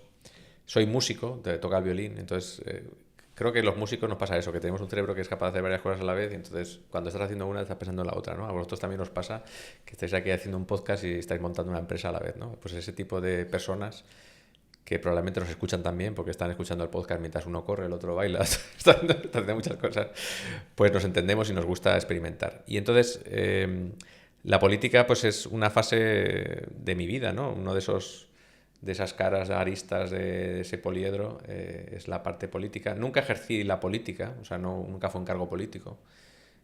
No viví de la política ni cobré un euro de la política, lo cual me enorgullece. Yo soy un político por vocación, pero no por economía. Tenía el lujo de ser un funcionario de carrera y podía permitirme el lujo de mandar a la mierda a todo el mundo, lo digo así en plata, ¿no? Entonces, oye, pues si no te gusta me voy, que yo soy profesor en la universidad, ¿eh? No tengo que perder el tiempo soportándote, ¿no? Porque no vivo de la política. Y entonces, pues me acerqué a Ciudadanos. No quería hacer propaganda política, porque bueno, hemos caído aquí. Me acerqué a Ciudadanos cuando Ciudadanos se abre. O sea, en el primer momento en que sale Albert Rivera, ¿no? Que lo veo en las campañas de Cataluña, que me parece un chico joven, increíble, aventurero, con un discurso magnífico, una persona, un magnetismo personal difícil de igualar. Muy huraño en las cortas distancias, realmente muy opaco, porque es una persona que guardaba muchísimo su intimidad, no eras capaz de hacerte amigo de Albert Rivera, ¿no? Pero increíblemente generoso con su capacidad de transformar, ¿no? Es una persona con una capacidad de transformación brutal. Increíble, Albert es increíble. Y entonces yo, bueno, lo conozco, surge el partido en la ciudad de Valencia en el 2016 y pues con 4 locos que nos hacemos amigos ahí, ¿no? Entonces éramos todos grandes profesionales, técnico de Hacienda, médicos, ingenieros, empresarios, gente increíble. La verdad es que allá donde mirabas veías a lo mejorcito de la ciudad, ¿no? Cabreados. Era un grupo de gente cabreada. Con el discurso ese de ya está bien de poner a gente torpe a tomar decisiones en nuestra vida, ¿no? Que nos afectan a nosotros. Prefiero tomarlas yo. Entonces, el grupo este, que yo, ya te digo, los tengo a todos casi que por hermanos, eran personas hartas de un sistema mediocre político y con la decisión y la generosidad de su tiempo y su vida y su energía de dar un paso adelante para intentar cambiar las cosas, ¿no? Y entonces surge un movimiento que es el movimiento ciudadano, porque somos ciudadanos, de a pie. O sea, no había nadie, absolutamente nadie, de los que yo conocí en la alta dirección de Ciudadanos que fuera político. Todos eran ciudadanos, más o menos cabreados, pero ciudadanos, que deciden pues cambiar las cosas. Y que casualmente, pues la gente nos empieza a votar. Entonces, eso genera el problema de Ciudadanos, que es que empieza a aparecer gente rebotada de la política de otros partidos que se suma al proyecto y que saben de política, saben de la calaña política. Y entonces empiezan sus timbalaches de cómo conseguir el poder dentro del partido, porque son sistemas democráticos. Entonces, si tú manipulas suficientemente bien dentro de un partido, eres capaz de al final... Entonces, poco a poco, esos ciudadanos comprometidos, hartos y técnicamente potentes empiezan a verse relegados y empiezan a aparecer exconcejales de partidos que saben mucho de política, que llevan muchos años haciendo cambalaches políticos para controlar sus partidos, que han sido echados por malos o por buenos, pero han sido echados o se han ido o han visto la oportunidad. O algunos se iban porque no creían en las corrupciones de los partidos clásicos, ¿no? O sea, había gente muy buena política que tenía espalda política, pero bueno, simplemente se iban por convicción. Pero eso se convierte ya en... Ya no es lo mismo, no sé si me estoy explicando. Se convierte más en una pugna política.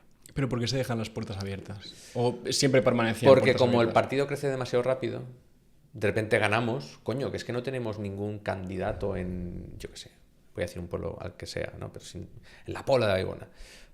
Y entonces aparece un señor, yo me presento, y alguien conoce a este, ¿no? Bueno, pues venga, tú. Y resulta que es que era el que habían echado del partido X, ¿no? Entonces, se nos cuela mucha gente. Digo nos porque yo estaba en ese momento, o sea, a mí también se me cuela, ¿no? Gente que, bueno, pues aparece este señor, parece majo y de repente dice, uff, qué rollo, uff, qué rollo, uff, qué rollo. Y entonces el partido, con unos ideales potentísimos, vamos a decirlo, se endiosa en la cabeza y se empieza a corromper en la cola, ¿no? Entonces el partido se muere por aburrimiento, básicamente. Y en ese proceso pues hay gente que sigue creyendo en el partido y siempre hablo muy bien de Mundo Val porque es que le quiero un montón, pero vamos, el Mundo Val tiene unas convicciones morales increíbles, ¿no? Entonces él, que ha visto eso, que ha vivido la política del ciudadano que quiere transformar las cosas desde la razón, se resiste, ¿no? Y bueno, y está Inés, que es una bellísima persona, por cierto, la quiero un montón, inteligentísima, fantastiquísima, muchísimo más amable que Albert y impecable, o sea, Inés es impecable, muy mal aconsejada, vamos a dejarlo ahí, y entonces, bueno, pues ganan los que han sabido dorarle muy bien la píldora a Inés y eso el partido pues acaba de morir, ¿no? Ya con Inés se muere.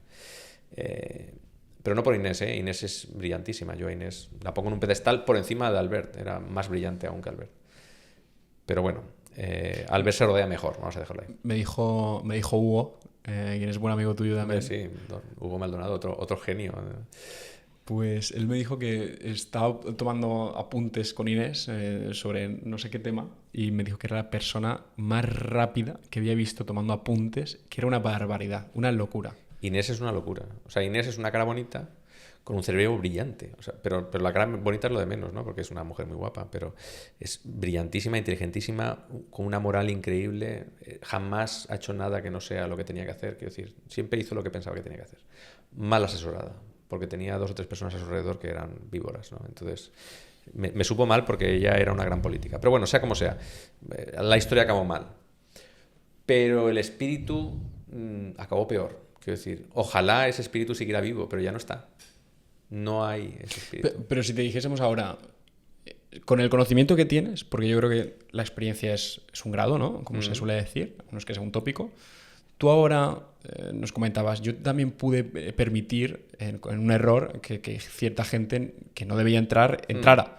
¿Tú con esa experiencia podrías montar o ayudar a montar un partido desde cero y llegar a triunfar? ¿Que esos ideales se impusiesen? Por eso digo, que el partido muriera no me importa. Bueno, un partido que vive y muere. Pero que la idea ha muerto es lo que es realmente preocupante. España, sinceramente, ha dejado de tener esperanza ya en sus políticos. Yo no los veo. No veo esperanza, o sea, no veo nada. Veo cosas, ¿no? Veo a los partidos clásicos que resisten, son fuertes, tienen un control de los medios increíble. Veo a partidos cabreados, porque están cabreados. Veo a partidos, bueno, a partidos no, a movimientos del frentismo y del odio directamente. Veo a gente que no sé dónde está, porque no sé ni qué piensan, no sé dónde viven, en otro mundo. Pero al ciudadano técnico que dice dejarme a mí esto que yo lo puedo levantar, ese ya no lo veo, porque ese o ha dejado de votar o se ha resignado a votar con la nariz tapada, no sé, pero ese movimiento ciudadano ya no lo he vuelto a ver en ningún otro partido y es una lástima. Ojalá se pudiera revitalizar. Vamos, yo aún sueño de vez en cuando con que vuelve Ciudadanos, ¿no? Es como una historia de ojalá volviera ese espíritu y yo lo volviera a ver, porque me sumaría, te juro que me sumaría mañana mismo. Sí, es algo que yo lo repito mucho, que a veces los políticos nos pensamos que son la solución, pero son el problema. Y es cierto, al final lo que ocurre es que la gente que... Se ha rebajado muchísimo el nivel en política en general. O sea, pretenden convencer a lo más bajo, a lo que haya más abajo del todo. Y se olvidan de los que pues a lo mejor están un poquito más arriba, tienen un poquito más de capacidad de ver que las cosas no funcionan como deberían o de que si funcionasen de otra forma pues todo iría mejor. Y sí, ese espíritu se ha perdido en general. La gente ahora mismo en la política es un Madrid-Barça, es todo fanatismo, es todo yo soy de estos, entonces de aquí no me muevo y todo lo que digan está bien y lo que diga el otro está mal, y creo que no va por ahí el asunto para nada. Mencionabas un poco ese tema y lo estábamos comentando antes de empezar a grabar. El tema del poder que tienen los medios de comunicación. Esto a mí es algo que me interesa, o sea, es algo que me genera mucho interés, y quiero que nos cuentes un poco tu experiencia o lo que hayas podido vivir en este aspecto, sobre todo también porque creo que el papel que tuvieron los medios, digamos, en el ascenso y caída del Partido Ciudadanos y en general de cualquier movimiento político, la narrativa que se crea alrededor y cómo se hace llegar a la población, es de suma importancia el papel que juegan los medios ahí, y yo quiero que nos cuentes un poco desde dentro cómo viste tú todo eso y que... Wow, yo ahí podría soltar muchas cosas, ¿eh? Mira, yo me encargué de 2 campañas electorales como tesorero del partido. O sea, yo llevaba las finanzas, ¿no? Llevábamos 2, Vicente Ten, que era el tesorero realmente, y yo que era el esbirro, ¿no? Y entonces fiscalizábamos con política de 4 ojos todas las facturas, tickets, cualquier cosa que se gastara en campaña. O sea, Vicente, técnico de Hacienda, súper técnico de Hacienda, ahí no pasaba ni una, vamos. No se nos fue ni un céntimo, vamos, ni un gasto no propio y no apropiado, vamos. Éramos pilímili, cada cual más controlador, todo digitalizado, controlado, política de 4 ojos, no había ningún gasto que no se controlara. Impecables. Entonces recuerdo en unas elecciones nacionales que tú sabes tu presupuesto, pero sabes el presupuesto de los demás. O sea, todo el mundo tiene un presupuesto de campaña, que está regularizado. Y claro, yo pagaba facturas. Yo sabía lo que costaba una cuña de audio en un sitio, una banderola en otro. O sea, tú sabes. Entonces yo soy capaz de ingeniero de calcular lo que está gastando el otro en la campaña. Y entonces yo le decía a Vicente, Vicente, vamos a ver, que es imposible, literalmente imposible, que esta gente con este presupuesto esté haciendo esto. Es que eso es imposible. Hacía más de lo que su presupuesto sobre el papel permitía. Hacía 25 veces más. O sea, la cantidad de dinero que se mueve en las campañas electorales por unos partidos es obviamente corrupto. Es que no hay otra. O sea, yo he contado esas habas. No hay habas para eso. Y decía, sí, ya lo sé. Sabemos que es imposible, pero nosotros somos estrictamente cumplidores de la ley. Defenestrados. Directamente.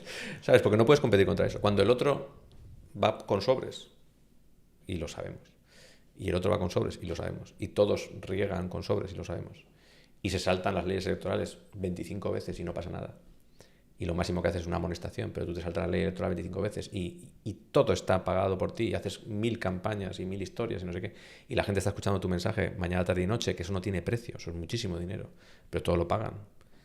Al final ganan las elecciones. Entonces, es imposible, es literalmente imposible que un partido en esto tome el poder. Eso es así. Jugando al juego con las reglas. Las reglas impiden que el honesto gobierne. La única fórmula para un partido para ganar es hacer trampas. Y entonces, simplemente nosotros nos negamos a hacer trampas. La conclusión es desaparición del partido. Pero entonces, ¿por qué Milei ha llegado a ganar en Argentina, ¿no? Porque al final responde a un sistema común, y de hecho allí quizá los sistemas sean más severos por todo el kirchnerismo que hay. Claro, surge una nueva era de la comunicación. Y pongo Milei porque puede ser una comparativa con la fuerza de Albert Rivera, que es marca personal. ¿Te acuerdas la campaña esa que te he dicho de las habas y el tesorero era uno y yo? El jefe de campaña era Alvise Pérez. Luis Alvise, el famoso Se acabó la fiesta. Una persona increíble, ¿eh? Yo no puedo decir nada más que bueno de Luis, es un genio. Este señor, que llevaba la campaña de Toni Cantó, hizo una campaña brillante, ¿no? Lo siguiente, porque él es brillante, es una persona inteligentísima, que piensa como yo te estoy diciendo que pienso. Él piensa esto. Él descubre que ahora la comunicación llega a través de canales absurdos que no cuesta absolutamente nada. Se monta un canal de Telegram, un canal de WhatsApp, 0 euros, y es capaz de llegar a 600.000 personas. Así gana Milei, porque aparecen nuevos canales, porque los jóvenes se mueven en otros sitios, porque están ahora en TikTok, porque ya no están en la prensa en papel o en la televisión. Entonces, es una ventana de oportunidad de cosas extrañas que se puedan salir de la norma. Entonces, bueno, él ha sacado 1,5 millones de votos, y lo digo abiertamente, a través de Telegram, sin gastarse un céntimo. Bueno, se habrá gastado dinero, ¿no? Pero con las reglas. Es muy probable, ¿no? Casi súper probable que él haya seguido las reglas. Y lo ha conseguido. Porque ahora las reglas son distintas. Hace 20 años o hace 10 años era imposible. Pero aún así, el mass media tiene un poder que defenestra a cualquiera, le defenestrará a él, ¿eh? O sea, él también morirá. Porque lo conseguirán, o sea, porque ellos son una máquina, o sea, ellos me refiero a la política clásica, ¿no? Tienen muchísimo control férreo de los medios y son capaces de generar un discurso. ¿Quiénes son los que están arriba del todo? Porque antes nos comentabas los sobres, bueno, hemos visto sobres del PSOE recientemente, hemos visto... De todos los colores. Yo no lo recordamos, colores lo recordamos también del PP, ¿no? Desde Claro, la época de eso. Bárcenas, o sea, que al final son los dos que ellos al final están viviendo una Escucha, etapa... de todos los colores. No, de no, las totalmente. naranjas, de Sí, los sí, sí. moraditos, de todos. O sea, He dicho PP y PSOE porque son los partidos más... sí, me sabe mal. Yo te puedo asegurar el que yo conozco. El resto no te lo puedo asegurar. Pero viendo lo que el otro hacía, te puedo asegurar que a mí no me salen las cuentas de ninguno. Pero yo te quería preguntar un poco, ¿quién lleva los intereses? Quiero decir, porque al final todo esto responde a unos intereses de unas élites, ¿no? Lo que hemos visto en Estados Unidos, hemos visto con la elección de Trump, hemos visto una campaña electoral súper tensionada, que parecía que dos empresarios, como pueda ser, no sé, las tech, que a lo mejor se estaban aproximando cada vez un poquito más cerca a Trump, y luego estaba enfrente de George Soros, ¿no? Quizá también en un territorio neutral estaría más Bill Gates, pero corresponde todo el rato a unos intereses de unos empresarios que están por encima del bien y el mal, o por lo menos lo que ellos se consideran a sí mismos. Pero en España, ¿quién lleva esa batuta? O sea, ¿la llevan los propios empresarios que dirigen los medios de comunicación? Pues, por ejemplo, Ana Rosa Quintana hemos visto, ¿no? Que es una empresaria también con muchísimo poder en España, que tiene su propia productora, que tiene sus propias empresas. ¿Un empresario así, un perfil así, podría desestabilizar el sistema político? ¿O podría desbalancear, ¿no? De alguna manera, en favor de alguien.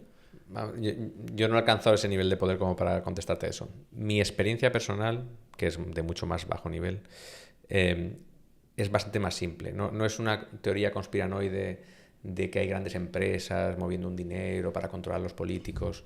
Eso en Estados Unidos es así porque hay mucho dinero que se mete en las campañas electorales y es público y notorio, y llega el empresario y te pone 1.000 millones y te lo va a pedir después. Pero en España no. En España es bastante más sencillo. Mi opinión, es una opinión más o menos formada.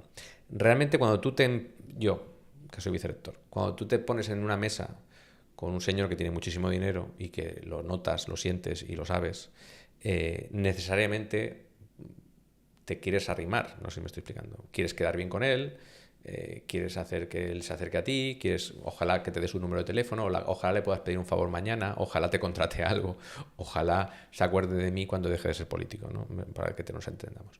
Entonces, el nivel de los políticos es directamente proporcional al producto que ellos venden. O sea, es oferta y demanda. Entonces, el producto que ellos venden, el presidente del gobierno cobra 100.000 euros. Pero cualquier empresario de medio éxito en este país cobra 500.000. Un ingeniero más o menos apañado cobra 100.000. Entonces, tú, ingeniero apañado, ¿qué haces metiéndote en los problemas del presidente del gobierno? Estando en la picota, o sea, ¿para qué? No sé si me estoy explicando. Entonces, ¿quién llega a ser concejal de su pueblo? ¿Quién llega a ser diputado regional? Que cobran 40.000. ¿Quién llega a ser diputado nacional? Que cobra 50.000. ¿Quién llega a ser presidente del gobierno que cobra 100.000? ¿Para qué?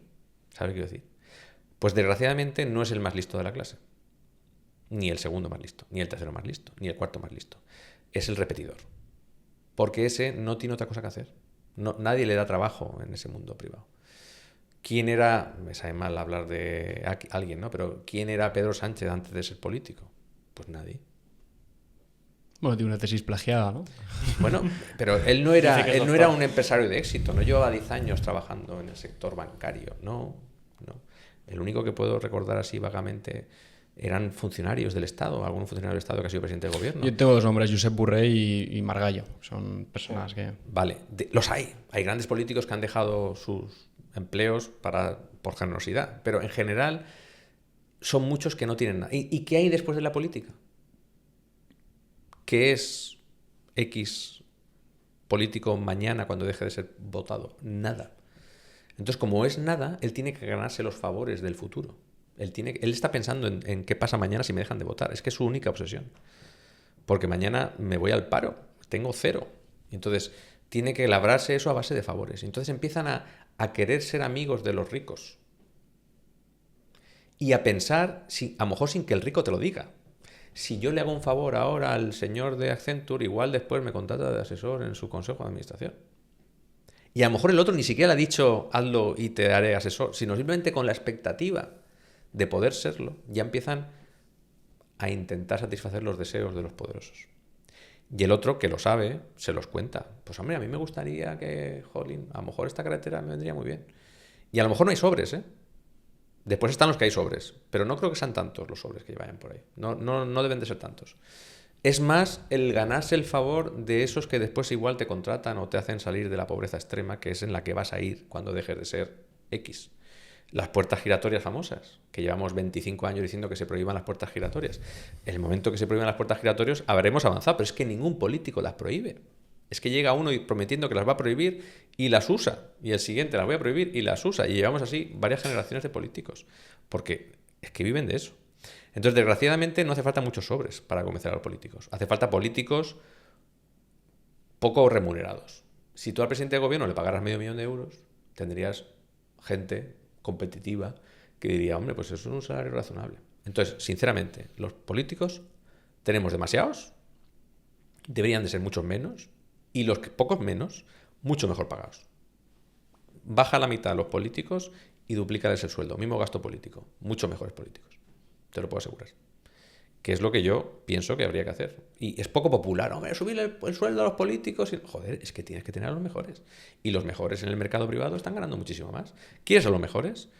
Pues págalo. ¿Quieres a un inútil? Págalo. O sea, tú sabrás lo que quieres. Es como, no sé, ¿quieres un electricista malo que te haga una mala instalación? Pues paga al que no tiene ni idea. ¿Quieres al mejor electricista? Pues hijo, te cuesta un dinero, ¿no? Entonces, esa impresión, que es una impresión, porque no he llegado, es que no hay ninguna mano negra ni ningunas fuerzas de poder. No. Lo que sí que es cierto es que los medios de comunicación no es que sea el quinto poder, es que es el primer poder. O sea, los medios de comunicación tienen muchísimo poder. Y los medios de comunicación, desgraciadamente, también es un negocio. Entonces, ellos viven de los que le pagan. Y entonces han descrito dos bandos, yo soy de los rojos, tú eres de los azules, a mí me pagan los rojos, a mí me pagan los azules, y viven de quien les paga. Pero les pagan publicidad, les pagan ya te pagaré, y ahora te contrato no sé qué, y ahora te hago una subvención pública no sé cuántos, y ahora nosotros, pero lo hacen todos. Y entonces tienes a gente que genera una opinión en torno a un mercado, porque son unos mercenarios de la opinión. Generan un poder comprado en base a la publicidad y a todo legal, ¿no? Eso no hay nada feo, pero generan opinión y se dedican a eso, a generar opinión, y los otros compran a un generador de opinión, y es lo que hay. Eso, pero es así en todo el mundo, ¿eh? No es una novedad aquí, pasa en todas partes, y aquí pues pasa también, y hay medios de derechas, medios de izquierdas, y cada uno está pagado por los suyos, y cuando hay repartos de poder, pues todo el mundo sabe la parte del pastel que le toca a cada uno, y tú me pagarás en publicidad esto, y una campaña del ministerio de no sé qué, y el otro una campaña de la consellería de no sé cuántos, y así funciona el mundo. Sí, y además creo que, perdona que te corte, pero creo que esto además, esta situación se va a ir acrecentando con el tiempo, justo por lo que comentabas, porque hoy en día hay muchísimos más medios de comunicación que suponen menos gasto, que son mucho más democráticos para que cualquiera, por así decir, pueda convertirse, digamos, que en un pensador y dar su opinión formada. Y eso está directamente relacionado con la poca o la falta de rentabilidad de los medios de comunicación tradicionales. Entonces, al final, cada vez más estos medios de comunicación tradicionales van a vivir más de lo público, van a vivir más del poder político y van a estar más a su servicio. Con lo cual es algo que, una situación que difícilmente se va a poder revertir y es posible que se empeore con el tiempo muchísimo más. Claro. Influencers. No hace falta irse a un medio escrito, vosotros mismos. A mí no habéis pedido que os pague. Y vosotros estáis en un entorno de la razón, de la tecnología, de no sé qué, no os metéis en política. Pero imagínate que fuerais influencers políticos. La Barbie y el Kinky. Esa entrevista de la Barbie y el Kinky que hizo que Pedro Sánchez ganara en el voto de menos de 20 años, fue pagada.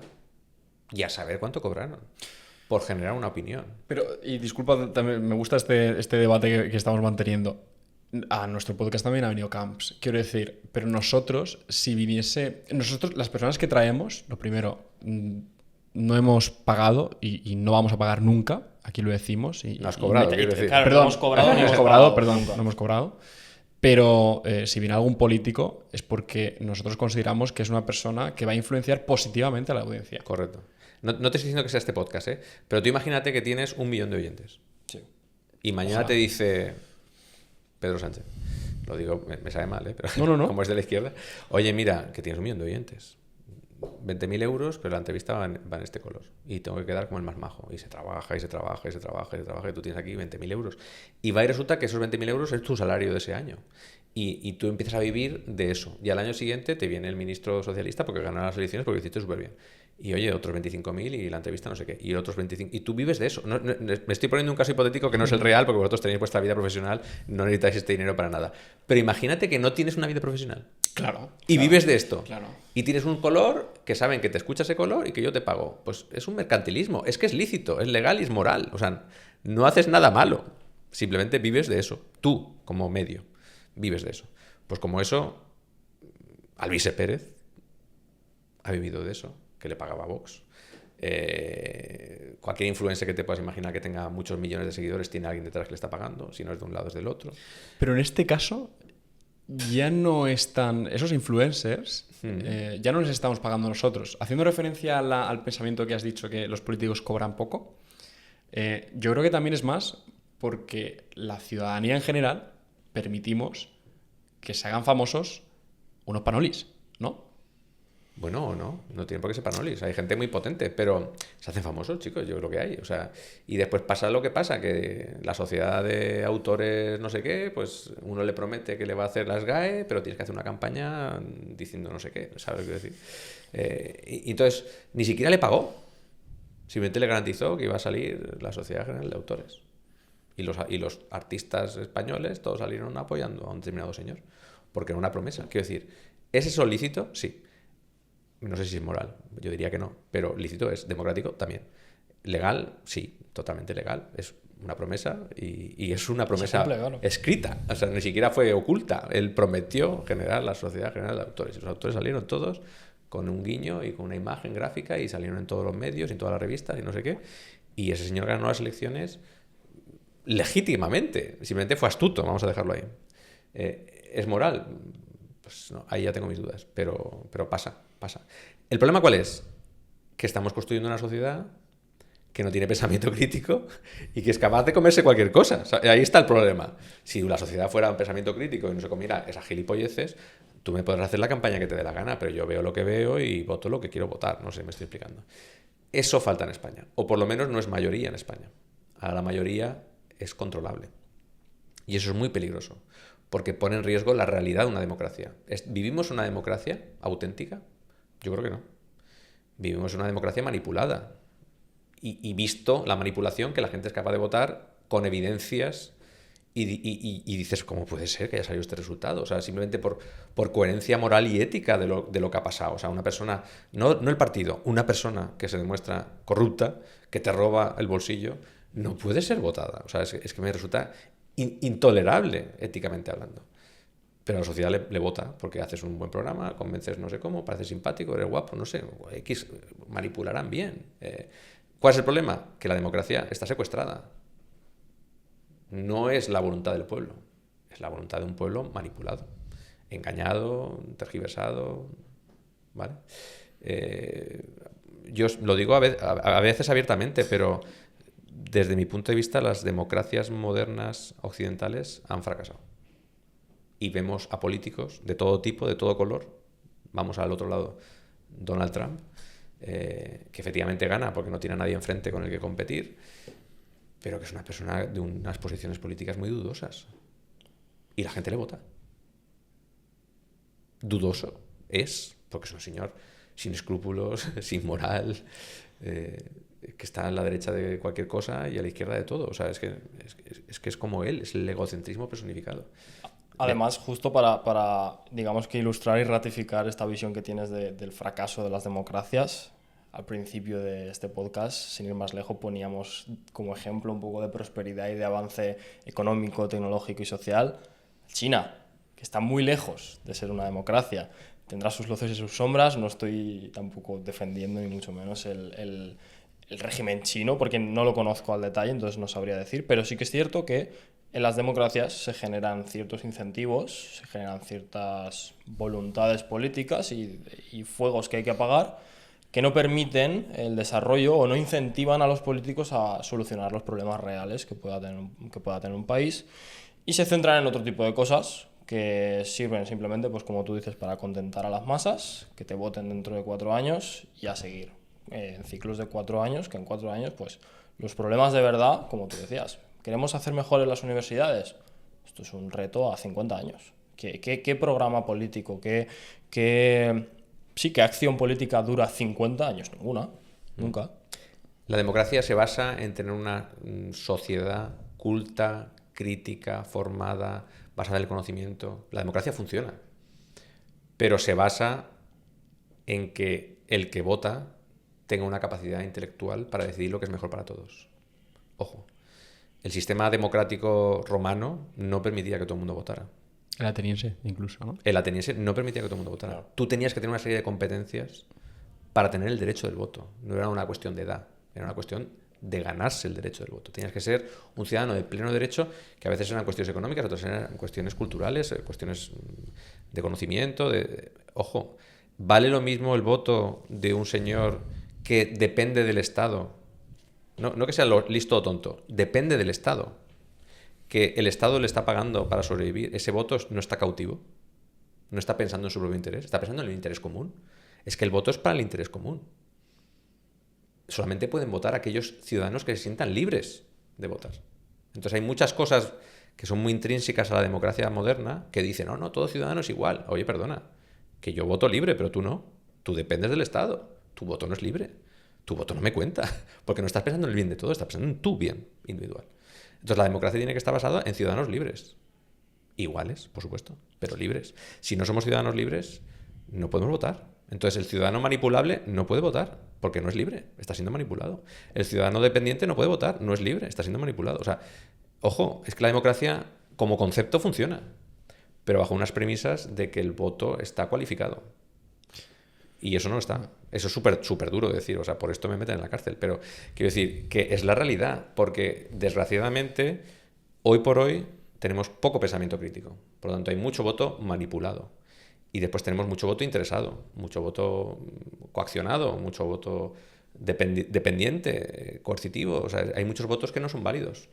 Totalmente de acuerdo. Yo creo que, de hecho, muchos pensadores, hace algunos años, ya simplemente por la ausencia del espíritu crítico y toda esta manipulación que hacían burda hacia la gente para que les votasen a las opciones más preferidas por ellos mismos, pedían de nuevo la vuelta de la democracia ateniense, que te lo comentaba porque los ciudadanos que podían votar tenían que hacer frente a un examen durísimo que era la paideia, claro, en la que tenían que dejarse la piel para superar esas diferentes pruebas, y luego cuando acababan votando sí que se abstenían de cualquier compromiso que les entrelazaran a ciertas cuestiones morales o ciertos compromisos que tuviesen junto con los políticos que podían ser elegidos, ¿no? Entonces toda esa neutralidad se conseguía por ese camino al cual tenían que hacer frente. Hoy en día no estamos viendo eso. Pero vamos a intentar cerrar este bloque político. Y cerrar la entrevista casi que también, bueno, porque llevamos ya un tiempo bastante razonable. Vamos a ir últimamente al último punto de Estados Unidos, que sí que me gustaría preguntarte, porque recientemente también has podido estar allí. Lo comparábamos geopolíticamente y comercialmente. Cuéntanos un poco tu experiencia, no sé si pudiste estar también en la Casa Blanca, creo que fuiste uno de los pocos elegidos en no sé qué consejero, no sé qué ministerio para supervisar allí y no sé qué funciones, así que cuéntanos brevemente un poquito de esto. Claro, me eligieron el año pasado, ya se me van los años, sí, en mayo en el programa IVLP, que es el International Visitor Leadership Program, que es un programa del Departamento de Estado americano que selecciona líderes del mundo para que vayan a conocer el Estado americano, su democracia, para aproximar relaciones, para entrar en contacto y para hacer amigos en el mundo, ¿no? Para después su influencia geopolítica y recursos humanos. Bien. La verdad es que es un honor porque poquitos españoles han ido y yo pues soy uno de ellos. Una experiencia única, increíble, que empezaba efectivamente en Washington. No estuve en la Casa Blanca. No se planteaba en el programa, no es que fuera algo... Pero sí que es verdad que en aquella época estaba Biden enfermo. Entonces, aunque hubiera oído en el programa Visita a la Casa Blanca, él justo estaba enfermo en esos días. Entonces, sí que estuve con Anthony Blinken, que era el jefe del Departamento de Estado, secretario de Estado. Y bueno, y tuvimos la suerte de conocer a altos funcionarios de distintos estamentos, tanto del federal como el estatal y el municipal, ¿no? Fue un mes y medio en 5 estados distintos de Estados Unidos. Queríamos conocer Estados Unidos, el objetivo es que conozcan Estados Unidos. De hecho, había 2 fines de semana que pasabas en familias en Estados Unidos para que conocieras la vida de un ciudadano americano, ¿no? Y te comieras con ellos una hamburguesa, ¿no? Y vieras cómo vive un americano y tal. Y entonces me sirvió. Yo había estado muchas veces en Estados Unidos, pero joder, tener una oportunidad como esta de estar con altos funcionarios del Estado y con las instituciones y con los programas nacionales y con gobernador, con alcalde y con distintos estamentos, pues la verdad es que es otro de esos regalos de la vida de aprender cosas increíbles y conocer. Porque además, como iba con otro grupo, era un grupo de 18 personas de todo el mundo, pues cualquiera que había sido elegido como yo de cualquier país del mundo era también increíble. O sea, solamente tus compañeros de viaje ya eran increíbles de por sí, ¿no? Entonces conocí a gente increíble y hice grandes amigos en esas 6 semanas que aún mantengo. De hecho, este verano he estado visitando a un turco, increíble también, que venía conmigo en ese viaje y espectacular él. Y entonces, bueno, muy, muy bien. Me sirvió para darme cuenta de la decadencia de Estados Unidos. O sea, Estados Unidos es un estado fallido también. Pero fallido hasta que no sabes qué punto, ¿no? Está mucho peor en Estados Unidos que en Occidente. En Occidente aún tenemos un sistema social y tenemos unos valores que considero que son bastante robustos, o al menos hasta la fecha lo han sido. Pero en Estados Unidos el sistema se ha desmoronado ya. O sea, la decadencia absoluta de las drogas, de la inseguridad, de la falta de cualquier soporte social es evidente. Trump es una consecuencia. O sea, yo creo que Trump es una reacción desesperada de la sociedad americana para no hundirse del todo. Probablemente Trump era la única solución. Y lo digo antes que he dicho que me parece un señor que está pirado, ¿no? Pero probablemente yo, si hubiera sido americano, lo hubiera votado a él. Simplemente por ver a ver si con algo rarísimo salimos de esta, ¿no? Porque el sistema estaba en total declive. Y ahora Estados Unidos ha tomado unas decisiones muy raras que puede que le vayan muy bien o que le vayan muy mal, pero por lo menos son unas decisiones que le sacan de su zona de confort y de ese declive constante, ¿no? Entonces tenía un declive de inseguridad evidente, un declive de las drogas evidente, y todo eso se ha cortado de cuajo, ¿no? Porque de repente el tío ha salido a la Guardia Nacional en todas las ciudades que había problemas, y los problemas han acabado, ¿no? O sea, ya no hay delincuencia en donde parecía que la había, ¿no? Y ese tipo de cosas la está haciendo la droga. Pues venga, pues a lo bestia, pues vamos a machacar a los venezolanos, ¿no? Porque vienen ahí la coca, ¿no? Pues venga, vamos a por ellos. Y como eso, muchas cosas con el fentanilo. O sea, quiero decir, ha tomado decisiones que son como muy, muy fuera de out of box, pero que a lo mejor es lo único que se podía hacer. Ya, los aranceles, que es una locura, pero a lo mejor es lo único que podía hacer para salvar a la industria americana, ¿eh? No lo sé. Pero sí que es cierto que, viendo lo que yo veía, yo decía, Dios mío, pillanos confesados, porque a Occidente le quedan 2 días. O sea, situaciones realmente kafkianas del día a día, de ver la droga en todas partes, a los jóvenes fuera de sí con el fentanilo, Texas totalmente, es que es una locura, o sea, gente, zombies por las calles, o sea, no te puedes imaginar hasta que vas a un pueblo de Texas y te das cuenta de que ahí todo el mundo está drogado, o sea, es como, ¿pero qué es esto, no? Y entonces el país estaba realmente mal. Y ahora no sé cómo está, porque hace 1 año y medio que no voy, pero sé que las cosas le ha pegado un revolcón al avispero y a saber lo que está pasando. A lo mejor va peor, ¿eh? No lo sé.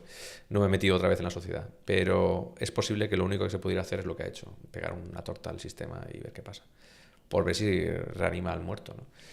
Pero Estados Unidos está peor de lo que pensamos. Y Estados Unidos seguirá manteniendo su hegemonía mundial mientras el mundo piense que son la hegemonía mundial. Aún viven de las rentas de que la gente se fíe de ellos, no sé si me estoy explicando. Pero si rasca el mundo y ve que ahí no hay nada, eso se va.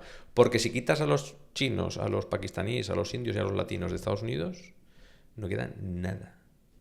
O sea, el americano Smith no existe. Está drogado, borracho, viendo el béisbol. Es un conglomerado realmente, es un conglomerado. Smith. Pero fíjate cómo... cogiendo tus palabras, hace tiempo me escuché una charla que diste en la UPV a doctorandos, y creo que es un denominador común de la gente que no hace. Hablabas del círculo de confianza y de cómo cómo tardaste 10 años en construir este círculo de confianza. Y creo que todos estos individuos que pertenecen a estas sociedades fallidas o estos estados fallidos, creo que no han podido construir su círculo de confianza y quedarse con lo mejor de ese círculo, ¿no? Porque a lo mejor un turco, un pakistaní, un español, un indio, un chino, probablemente no tengan los mejores sistemas políticos, pero sí que pueden representar aquellas porciones buenas que nuestros estados de origen no tienen. Y creo que esa es la clave de que un ciudadano pueda progresar y pueda tener mejores ideas, pueda llegar a mejores puestos de trabajo, pueda pues eso, potenciar su espíritu social y llegar a tener mejores ranking de cualquier estamento de su vida, ¿no? Entonces creo que es un denominador común que cualquier ciudadano de cualquier de estos países, ¿no? Normalmente no hace. Sí, gente increíble en todas partes, quiero decir. Somos súper xenófobos en general, todo el mundo ve lo suyo y piensa que lo suyo y lo mío y lo mío y lo mío. Cuanto más viajas, más te das cuenta de que hay gente brillante en Kenia, en Tanzania, en Noruega, en Pakistán y en Honduras. O sea, es que esa gente existe y hay gente brillante. Y después otra cosa que aprendes es que el 95% de la gente es buena. O sea, la gente es buena. Es buena en Kenia, en Tanzania, en Noruega, en España, en Honduras y en Afganistán. Son buenos, tienen buen corazón. Sí que es verdad que han tenido una vida distinta y tienen unos juicios morales distintos y hay tres mundos distintos. El mundo ateo, el mundo teocéntrico y el mundo de las libertades o centrado en la libertad. Y esos tres mundos a veces no se entienden, pero todos son buenos. Quiero decir, la guerra que tenemos en Israel y en Palestina es porque el judío piensa que está haciendo lo que tiene que hacer y el palestino está convencido de que está haciendo lo que tiene que hacer. Y los dos tienen razón.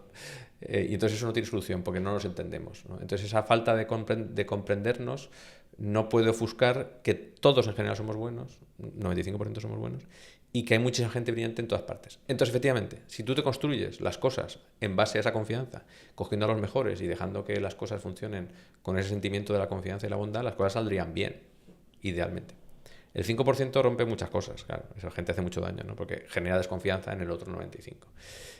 Y la falta de comprensión y los prejuicios hacen que todo se desmorone, ¿no? Entonces es muy fácil que todo se desmorone a la Torre de Babel porque entre que 5% hacen que nadie se fíe y tal. Pero ojalá construyéramos vínculos de confianza basados en las personas y en que las personas somos buenas leches. Y entonces eso haría que el mundo funcionara mucho mejor. Eso mágicamente pasa en la universidad. En la universidad la gente no tiene color, ni tiene país, ni tiene nacionalidad, ni ojos, ni Dios, ¿no? Es conocimiento, conocimiento, conocimiento. Y ahí nos entendemos todos. Y yo conozco gente brillante que admiro intelectualmente, que son de raza negra, de raza asiática, de raza eslava, y latinos o americanos. Y son todos brillantes, y cualquiera de ellos impresionantes, y cualquiera de ellos. Y todos estamos juntos en la universidad y nos confiamos. Hay una confianza bastante intrínseca en la universidad. Por eso es uno de esos pequeños espacios, volviendo ahora a la academia, en la que la humanidad debería de creer más.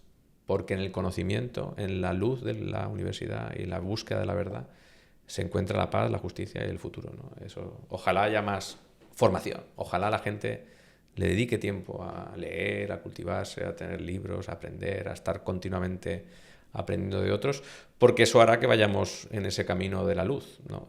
Desconfianza, desconocimiento, cerrazón, mis cosas, mi pueblo, mi barrio, mi calle, mi pequeñito, me hago muy oscuro, ¿no? El mundo es muy grande, pero muy bueno, o sea, realmente es bueno, es que el mundo es muy bueno. Relaciones de confianza, hay que confiar, hay que volver a confiar en la gente. Pues yo creo que de eso se trata también, de este podcast, de conocer gente pues, con caminos y con historias tan interesantes como la tuya. Al final creo que, bueno, lo hemos hablado un montón de veces, que creo que algo lo mejor que nos está pasando con este proyecto es la cantidad de gente que estamos conociendo y estamos estableciendo este tipo de relaciones de confianza que al final conocemos a la persona, de su espíritu, por qué se mueve, y eso creo que es al final lo más bonito que puedes conocer a una persona, porque al final te das cuenta de que no está vacía, que hace las cosas por algo.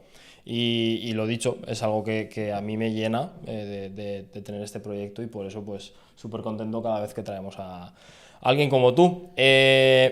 Para continuar con ello, siempre pues le pedimos a todos los invitados, como ya te hemos comentado antes, que nominen a alguien Pues que también no estén vacíos por dentro, que tengan ese amor por el conocimiento, por hacer cosas. Y bueno, pues en este caso te pedimos el nominado, ya nos has dicho que lo tenías en mente.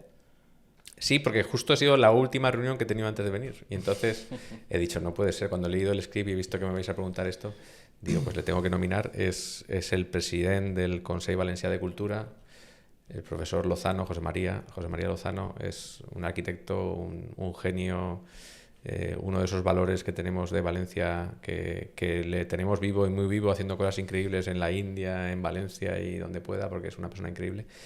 Y es que seguro que vais a disfrutarle. No le he preguntado, la verdad es que te puedo decir que le podéis llamar y igual te dice que no le da la gana, porque es así.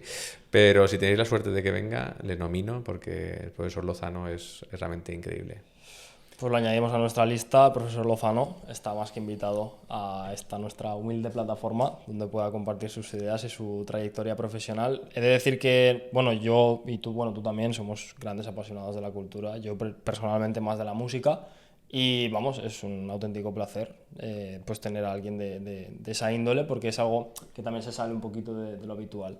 Pero siempre nos centramos mucho en el mundo empresarial, tecnológico, pero siempre está bien ver la vida desde otra óptica, que es más pues el mundo del arte y de la cultura, que también es interesante. Así que no sé si tienes algo más que decir, Alberto. Pues nada, José, te agradezco muchísimo que te hayas podido venir aquí a Minecast, que hayas podido trasladar este mensaje también un poco de, al final, mediador, conciliador, diplomático, ¿no? A pesar de que eres un perfecto poliédrico, ¿no? Poliédrico, sí, sí.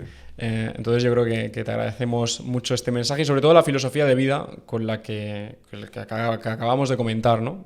La construcción de un círculo de confianza, que poco a poco vayas conociendo a las personas que de verdad te aportan y tanto personalmente como profesionalmente, y creo que ese es el éxito para llegar a cualquier estamento, así que te agradecemos que una vez más te hayas pasado por aquí y hayas iluminado nuestra audiencia. Muchas gracias.